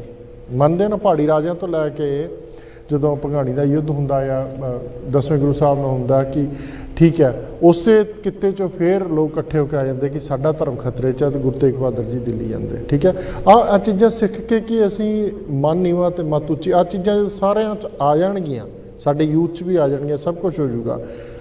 ਕਿ ਫਿਰ ਆਪਾਂ ਜਿਹੜੇ ਪੰਥ ਦੇ ਵਿੱਚ ਵਖਰੇਵੇਂ ਆ, ਅਗੇਨ ਹਰੇਕ ਦੀ ਧਾਰਨਾਵਾਂ ਹੁੰਦੀਆਂ। ਹੁਣ ਤੁਸੀਂ ਆਪਣੇ ਸਿੱਖ ਧਰਮ 'ਚ ਤੁਸੀਂ ਵੀ ਵਿਚਰਦੇ ਹੋ ਸਾਰਾ ਦਿਨ।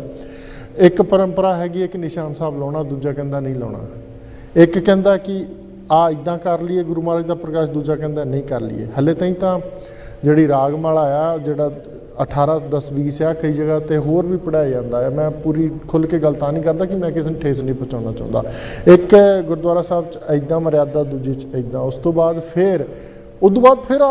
ਫਿਰ ਆ ਜਾਓ ਜੀ ਇਹ ਫਲਾਨਾ ਸਿੰਘ ਹੈ। ਮੈਂ ਜਾਤ ਦਾ ਨਾਮ ਜਾਣ ਕੇ ਨਹੀਂ ਲੈ ਰਿਹਾ ਕਿਉਂਕਿ ਮੇਰੇ ਲਈ ਸਾਰੇ ਸਤਿਕਾਰਯੋਗ ਨੇ ਕਿ ਆਹ ਫਲਾਨਿਆਂ ਦਾ ਗੁਰਦੁਆਰਾ, ਆਹ ਫਲਾਨਿਆਂ ਦਾ ਗੁਰਦੁਆਰਾ। ਹਾਲੇ ਆਪਾਂ ਮੰਦਿਰਾਂ ਨੂੰ ਤੇ ਬਾਕੀ ਧਰਮ ਸਥਾਨਾਂ ਨੂੰ ਛੱਡ ਦਿੰਦੇ, ਹੋਰ ਧਰਮਾਂ ਨੂੰ ਸਾਰੇ ਸਤਿਕਾਰਯੋਗ ਨੇ। ਕਿ ਉਹ ਇਕਜੁੱਟ ਹੋ ਸਕੋਗੇ, ਉਹ ਸਾਰੀ ਕਲੈਰੀਫਿਕੇਸ਼ਨ ਹੋ ਜੂਗੀ ਤਾਂ ਆਪਾਂ ਇੱਕ ਮੰਚ 'ਤੇ ਇਕੱਠੇ ਹੋ ਸਕਾਂਗੇ। ਜੇ ਆਪਾਂ ਇਤਿਹਾਸ ਸਾਰਾ ਇਕੱਠਾ ਕਰ ਵੀ ਲੈਂਦੇ ਹਾਂ, ਸਿੱਖਿਆ ਵੀ ਦੇ ਦਿੰਦੇ, ਸਾਰੇ ਉਸ ਚੀਜ਼ ਤੋਂ ਲਰਨ ਵੀ ਕਰ ਲੈਂਦੇ ਹਾਂ, ਉਸ ਤੋਂ ਬਾਅਦ ਵੀ ਵਿਚਾਰਾਂ ਦੇ ਵਟਾਂਦਰੇ ਵਿਚਾਰਧਾਰਾ ਅੱਡ ਅੱਡ ਫਿਰ ਨਿਕਲੂਗੀ ਬ੍ਰੇਨ 'ਚੋਂ ਕਿ ਇੱਕ ਹੋ ਸਕਦੀ ਹੈ। ਕੀ ਕਹਿਣਾ ਚਾਹੋਗੇ? ਜੀ ਸਭ ਤੋਂ ਪਹਿਲੀ ਗੱਲ ਤਾਂ ਇਹ ਹੈ ਕਿ ਵੀ ਅਸੀਂ ਕਦੀ ਵੀ ਨਾ ਇਕੱਠੇ ਹੋਣ ਦਾ ਸੰਦੇਸ਼ ਦਿੰਦੇ ਆ। ਇੱਕ ਨਾ ਬੜੀ ਪਿਆਰੀ ਜਿਹੜੀ ਅਸੀਂ ਹਰ ਰੋਜ਼ ਦੋਹਰਾ ਪੜ੍ਹਦੇ ਆ, ਖਵਾਰ ਹੋਏ ਸਭ ਮਿਲेंगे ਬਚੇ ਸ਼ਰਨ ਜੋ ਗੁਣ। ਅਕਸਰ ਹੀ ਮੈਨੂੰ ਨਾ ਕੁਝ ਗੱਲ ਇਹ ਲੋਕ ਕਹਿੰਦੇ ਜੀ ਅਸੀਂ ਇਕੱਠੇ ਨਹੀਂ ਹੁੰਦੇ ਜੀ, ਸਾਡੀ ਕੌਮ ਇਕੱਠੀ ਨਹੀਂ ਹੁੰਦੀ। ਮੈਂ ਕਿਹਾ ਸਾਡੀ ਕੌਮ ਤਾਂ ਕਦੀ ਇਕੱਠੀ ਮਤਲਬ ਵੇਖਿਆ ਜਾਵੇ ਤੇ ਮੇਰੇ ਮੁਤਾਬਕ ਗੁਰੂ ਸਾਹਿਬ ਜੀ ਤੋਂ ਬਾਅਦ ਐ ਵਖਰੇਵੇਂ ਹੁੰਦੇ ਰਹੇ। ਦਲ ਖਾਲਸਾ, ਬੰਦਈ ਖਾਲਸਾ, ਮਤਲਬ ਉਸ ਵੇਲੇ ਵੀ ਹੁੰਦਾ ਸੀ, ਬਾਬਾ ਬੰਦਾ ਸਿੰਘ ਬਹਾਦਰ ਵੇਲੇ ਵੀ। ਮਤਲਬ ਸਾਡੀਆਂ ਜਿਹੜੀਆਂ ਵਖਰੇਵੇਂ ਨੇ ਉਹ ਹਮੇਸ਼ਾ ਤੋਂ ਆਉਂਦੇ ਰਹੇ। ਇੱਕ ਗੱਲ ਮੈਂ ਬੜੀ ਜ਼ਿਆਦਾ ਮੈਨੂੰ ਚੰਗੀ ਲੱਗਦੀ ਹੈ ਕਿ ਅਸੀਂ ਹਰ ਰੋਜ਼ ਪੜ੍ਹਦੇ ਹਾਂ ਖਵਾਰ ਹੋਏ ਸਭ ਮਿਲेंगे। ਮੈਂ ਕਿਹਾ ਖਵਾਰ ਕੌਮ ਹੋ ਰਹੀ ਹੈ ਹੌਲੀ ਹੌਲੀ, ਤੇ ਜਦੋਂ ਖਵਾਰ ਹੋਏਗੀ ਤੇ ਅਸੀਂ ਮਿਲਾਂਗੇ। ਤੇ ਅਸੀਂ ਅੱਜ ਮੌਜੂਦਾ ਇੱਕ ਇਹੋ ਜਿਹੀ ਸਥਿਤੀ ਤੇ ਪਹੁੰਚ ਚੁੱਕੇ ਹਾਂ, ਜਿਵੇਂ ਤੁਸੀਂ ਕਿਹਾ ਕਿ ਸਾਡੀਆਂ ਮਰਿਆਦਾਵਾਂ, ਸਾਡੀਆਂ ਸੰਪਰਦਾਵਾਂ ਦੀ ਵਿਚਾਰਧਾਰਾਵਾਂ ਵੱਖਰੀਆਂ ਵੱਖਰੀਆਂ ਹੋ ਗਏ। ਮਤਲਬ ਜਿਹੜੇ ਸੰਦਰਭ ਚੋਂ ਗੁਰੂ ਨੇ ਕੱਢਿਆ ਸੀ ਮਰਿਆਦਾ, ਗੁਰੂ ਨੇ ਕੱਢਿਆ, ਕਿਸੇ ਵੀ ਕਿਸੇ ਬੰਦਗੀ ਦੀ ਕੋਈ ਮਰਿਆਦਾ ਨਹੀਂ ਹੁੰਦੀ। ਅਸੀਂ ਫਿਰ ਉਸ ਚ ਪਾ ਲਈ ਗੱਲ। ਕਿਸੇ ਧਰਮ ਦਾ ਗੁਰੂ ਨਾਨਕ ਪਾਤਸ਼ਾਹ ਦਾ ਕੀ ਸਿਧਾਂਤ ਰਿਹਾ ਕਿ ਵੀ ਜਿਹੜੀ ਹੁਣ ਜਿਵੇਂ ਮੈਂ ਤੁਹਾਨੂੰ ਕਿਹਾ ਕਾਜ਼ੀ ਰੁਕਨਦੀ ਨੂੰ ਕੀ ਕਿਹਾ ਕਿ ਮੈਂ ਪੰਜ ਤੱਤ ਦਾ ਪੁਤਲਾ ਨਾਨਕ ਮੇਰਾ ਨਾ, ਮੇਰਾ ਇਨਸਾਨੀਅਤ ਜਿਹੜਾ ਧਰਮ ਆ। ਭਾਵ ਕਿ ਅਸੀਂ ਨਾ ਆਪਣੇ ਆਪ ਹੀ ਜਿਹੜੇ ਸੰਦਰਭਾਂ ਚ ਗੁਰੂ ਨਾਨਕ ਨੇ ਜਾਂ ਗੁਰੂਆਂ ਨੇ ਬਾਹਰ ਕੱਢਿਆ ਸੀ, ਉਹਨਾਂ ਚ ਆਪ ਪੈਰ ਧਰ ਲਿਆ। ਜਾਤਾਂ ਚ ਆਪ ਪੈਰ ਧਰ ਲਿਆ, ਹਰੇਕ ਕਿਸੇ ਚ ਆਪ ਪੈਰ ਧਰ ਲਿਆ। ਹੁਣ ਜੇਕਰ ਮੈਂ ਮਾਡਰਨਾਈਜੇਸ਼ਨ ਦੀ ਗੱਲ ਕਰਾਂ, ਆਪਣਾ ਛੋਟਾ ਘੱਲੂਘਾਰਾ ਵਾਪਰਿਆ। ਛੋਟਾ ਘੱਲੂਘਾਰਾ ਵਾਪਰ ਹੀ ਨਹੀਂ ਸਕਦਾ ਸੀ ਜੇ ਸਾਡੇ ਜਿਹੜੇ ਕੁਛ ਭੇਖੀ ਸਾਡੇ ਵਿੱਚ ਜੁੜੇ ਹੋਏ ਨੇ ਜਾ ਕੇ ਉੱਥੇ ਕੌਮ ਦਾ ਹਲੂਣਾ ਨਾ ਦਿੰਦੇ। ਦਾ ਛੋਟਾ ਘੱਲੂਘਾਰਾ ਉੱਥੇ ਫੌਜ ਆਈ ਨਹੀਂ ਸਕਦੀ ਸੀ ਜੇ ਸਾਡੇ ਸਿੱਖ ਨਾ ਸਾਥ ਦਿੰਦੇ, ਕੁਛ ਸਾਡੇ ਭੇਖੀ ਸਿੱਖ ਨਾ ਸਾਥ ਦਿੰਦੇ। ਇੱਕ ਗੱਲ ਬੜੀ ਪਿਆਰੀ ਭਾਈ ਅਰਜਨ ਸਿੰਘ ਜੀ ਕਹਿੰਦੇ ਹੁੰਦੇ ਸੀ, ਉਹ ਕਹਿੰਦੇ ਸੀ ਖਾਲਸੇ ਨੂੰ ਮਾਰੇ ਖਾਲਸਾ ਜਾਂ ਮਾਰੇ ਕਰਤਾਰ। ਔਰ ਦੂਜਾ ਮਤਲਬ ਤੀਜਾ ਕੋਈ ਪੈਦਾ ਨਹੀਂ ਹੋਇਆ ਧਰਤੀ ਤੇ ਖਾਲਸੇ ਨੂੰ ਮਾਰਨ ਵਾਲਾ। ਇਹੀ ਸਾਡੇ ਸੰਦਰਭ ਨੇ ਕਿ ਸਾਨੂੰ ਆਪਣੇ ਹੀ ਮਾਰ ਰਹੇ ਨੇ ਇਸ ਵਕਤ। ਸਾਨੂੰ ਦੂਜੇ ਤੋਂ ਖਤਰਾ ਨਹੀਂ, ਆਪਣੇ ਆਪ ਤੋਂ ਖਤਰਾ ਆ, ਸਾਡੇ ਆਪਣੇ ਬੰਦਿਆਂ ਤੋਂ ਖਤਰਾ ਆ। ਹੁਣ ਜਿਵੇਂ ਮੈਂ ਤੁਹਾਨੂੰ ਸਭ ਦੱਸਿਆ, ਇਤਿਹਾਸ ਸਾਡਾ ਕੋਈ RSS ਵਾਲਾ ਤੱਕ ਉਹ ਦੂਜੇ ਤੀਜੇ ਨੇ। ਸਭ ਤੋਂ ਪਹਿਲਾਂ ਜਿਵੇਂ ਮੈਂ ਤੁਹਾਨੂੰ ਦੱਸਿਆ ਜਾ ਕੇ ਜੀ ਗੁਰੂ ਗ੍ਰੰਥ ਸਾਹਿਬ ਦਾ ਸਰੂਪ ਚੱਕ ਲਿਆ, ਮਤਲਬ ਇਤਿਹਾਸ ਖਤਮ ਕਰ ਕੌਣ ਰਿਹਾ? ਸਾਡੇ ਆਪਣੇ ਬੰਦੇ ਕਰ ਰਹੇ ਨੇ। ਸੋ ਇਹ ਗੱਲ ਹੈ ਕਿ ਵਿਚਾਰਧਾਰਾ ਸਾਡੀ ਇੱਕ ਹੋ ਸਕਦੀ ਹੈ ਜੇਕਰ ਅਸੀਂ ਗੁਰੂ ਗ੍ਰੰਥ ਸਾਹਿਬ ਨੂੰ ਆਪਣਾ ਇਸ਼ਟ ਬਣਾ ਲਈਏ।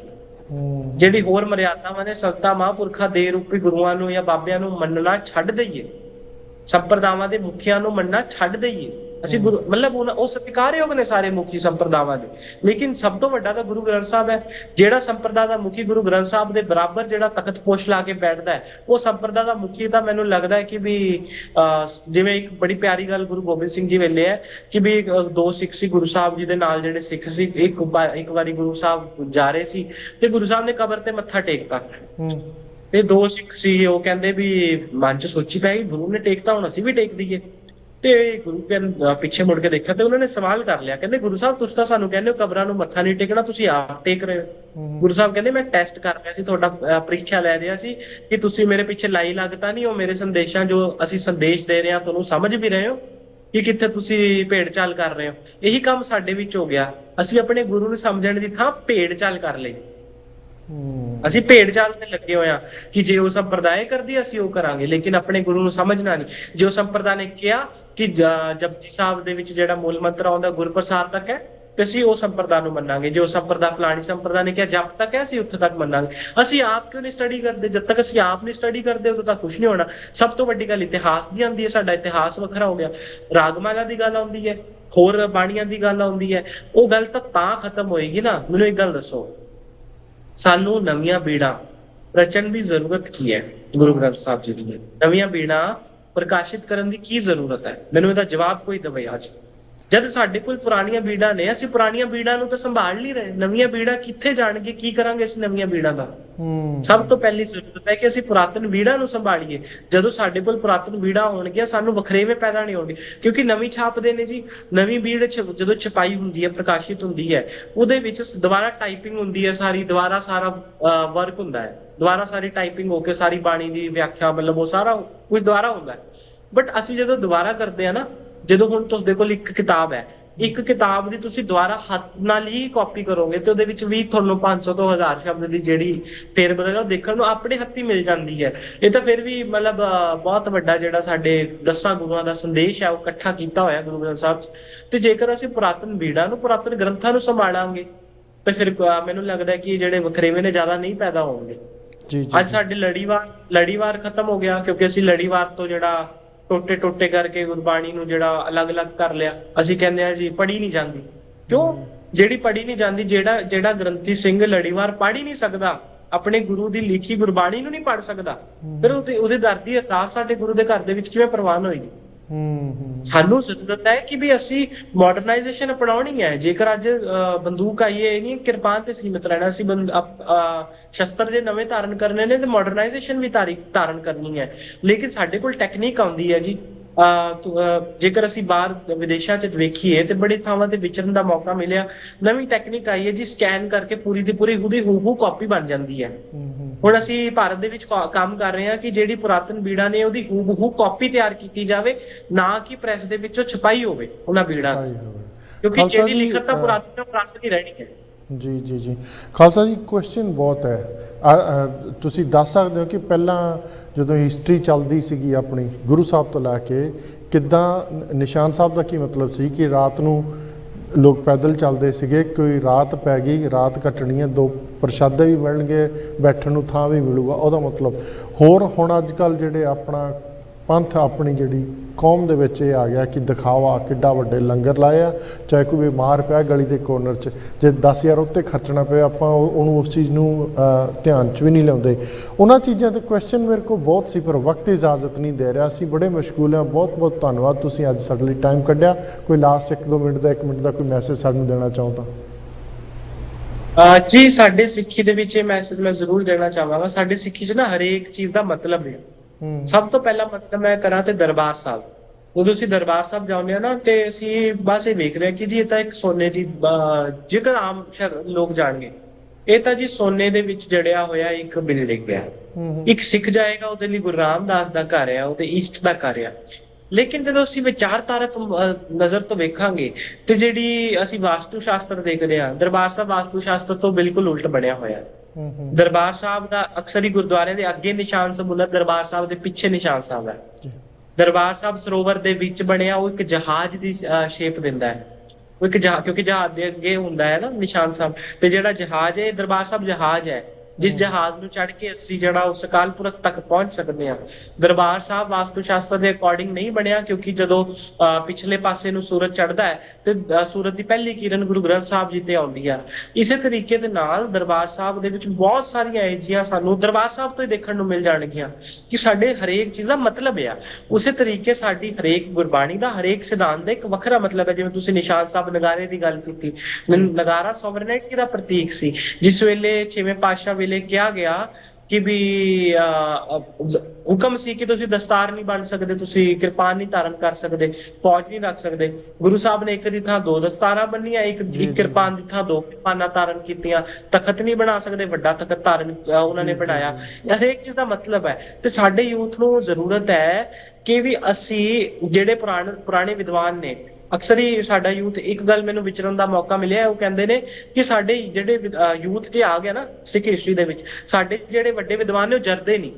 ਉਹ ਕਹਿੰਦੇ ਨੇ ਜਿਹੜੇ ਨੌਜਵਾਨ ਜੀ ਆਪਾਂ ਨਾ ਗੱਲਾਂ ਬਹੁਤ ਇੱਕ ਆਪਾਂ ਸੈਸ਼ਨ ਫੇਰ ਲਾਵਾਂਗੇ, ਕਿਉਂਕਿ ਤੁਸੀਂ ਆ ਅੰਮ੍ਰਿਤਸਰ ਸਾਹਿਬ ਦੀ ਗੱਲ ਵੀ ਕੀਤੀ, ਉਹ ਬੜੇ ਲੋਕਾਂ ਦੇ ਕੁਐਸਚਨ ਹੁੰਦੇ ਵੀ ਅਕਾਲ ਤਖਤ ਇੱਦਾਂ, ਇਹ ਬੜੀ ਡੂੰਘਾਈ ਵਾਲੀ ਗੱਲ ਤੁਸੀਂ ਕੀਤੀ। ਤੇ ਆਪਾਂ ਕਿਸ ਦਿਨ ਫਿਰ ਪ੍ਰੋਗਰਾਮ ਕਰਾਂਗੇ, ਅੱਜ ਵਕਤ ਇਜਾਜ਼ਤ ਨਹੀਂ ਦੇ ਰਿਹਾ।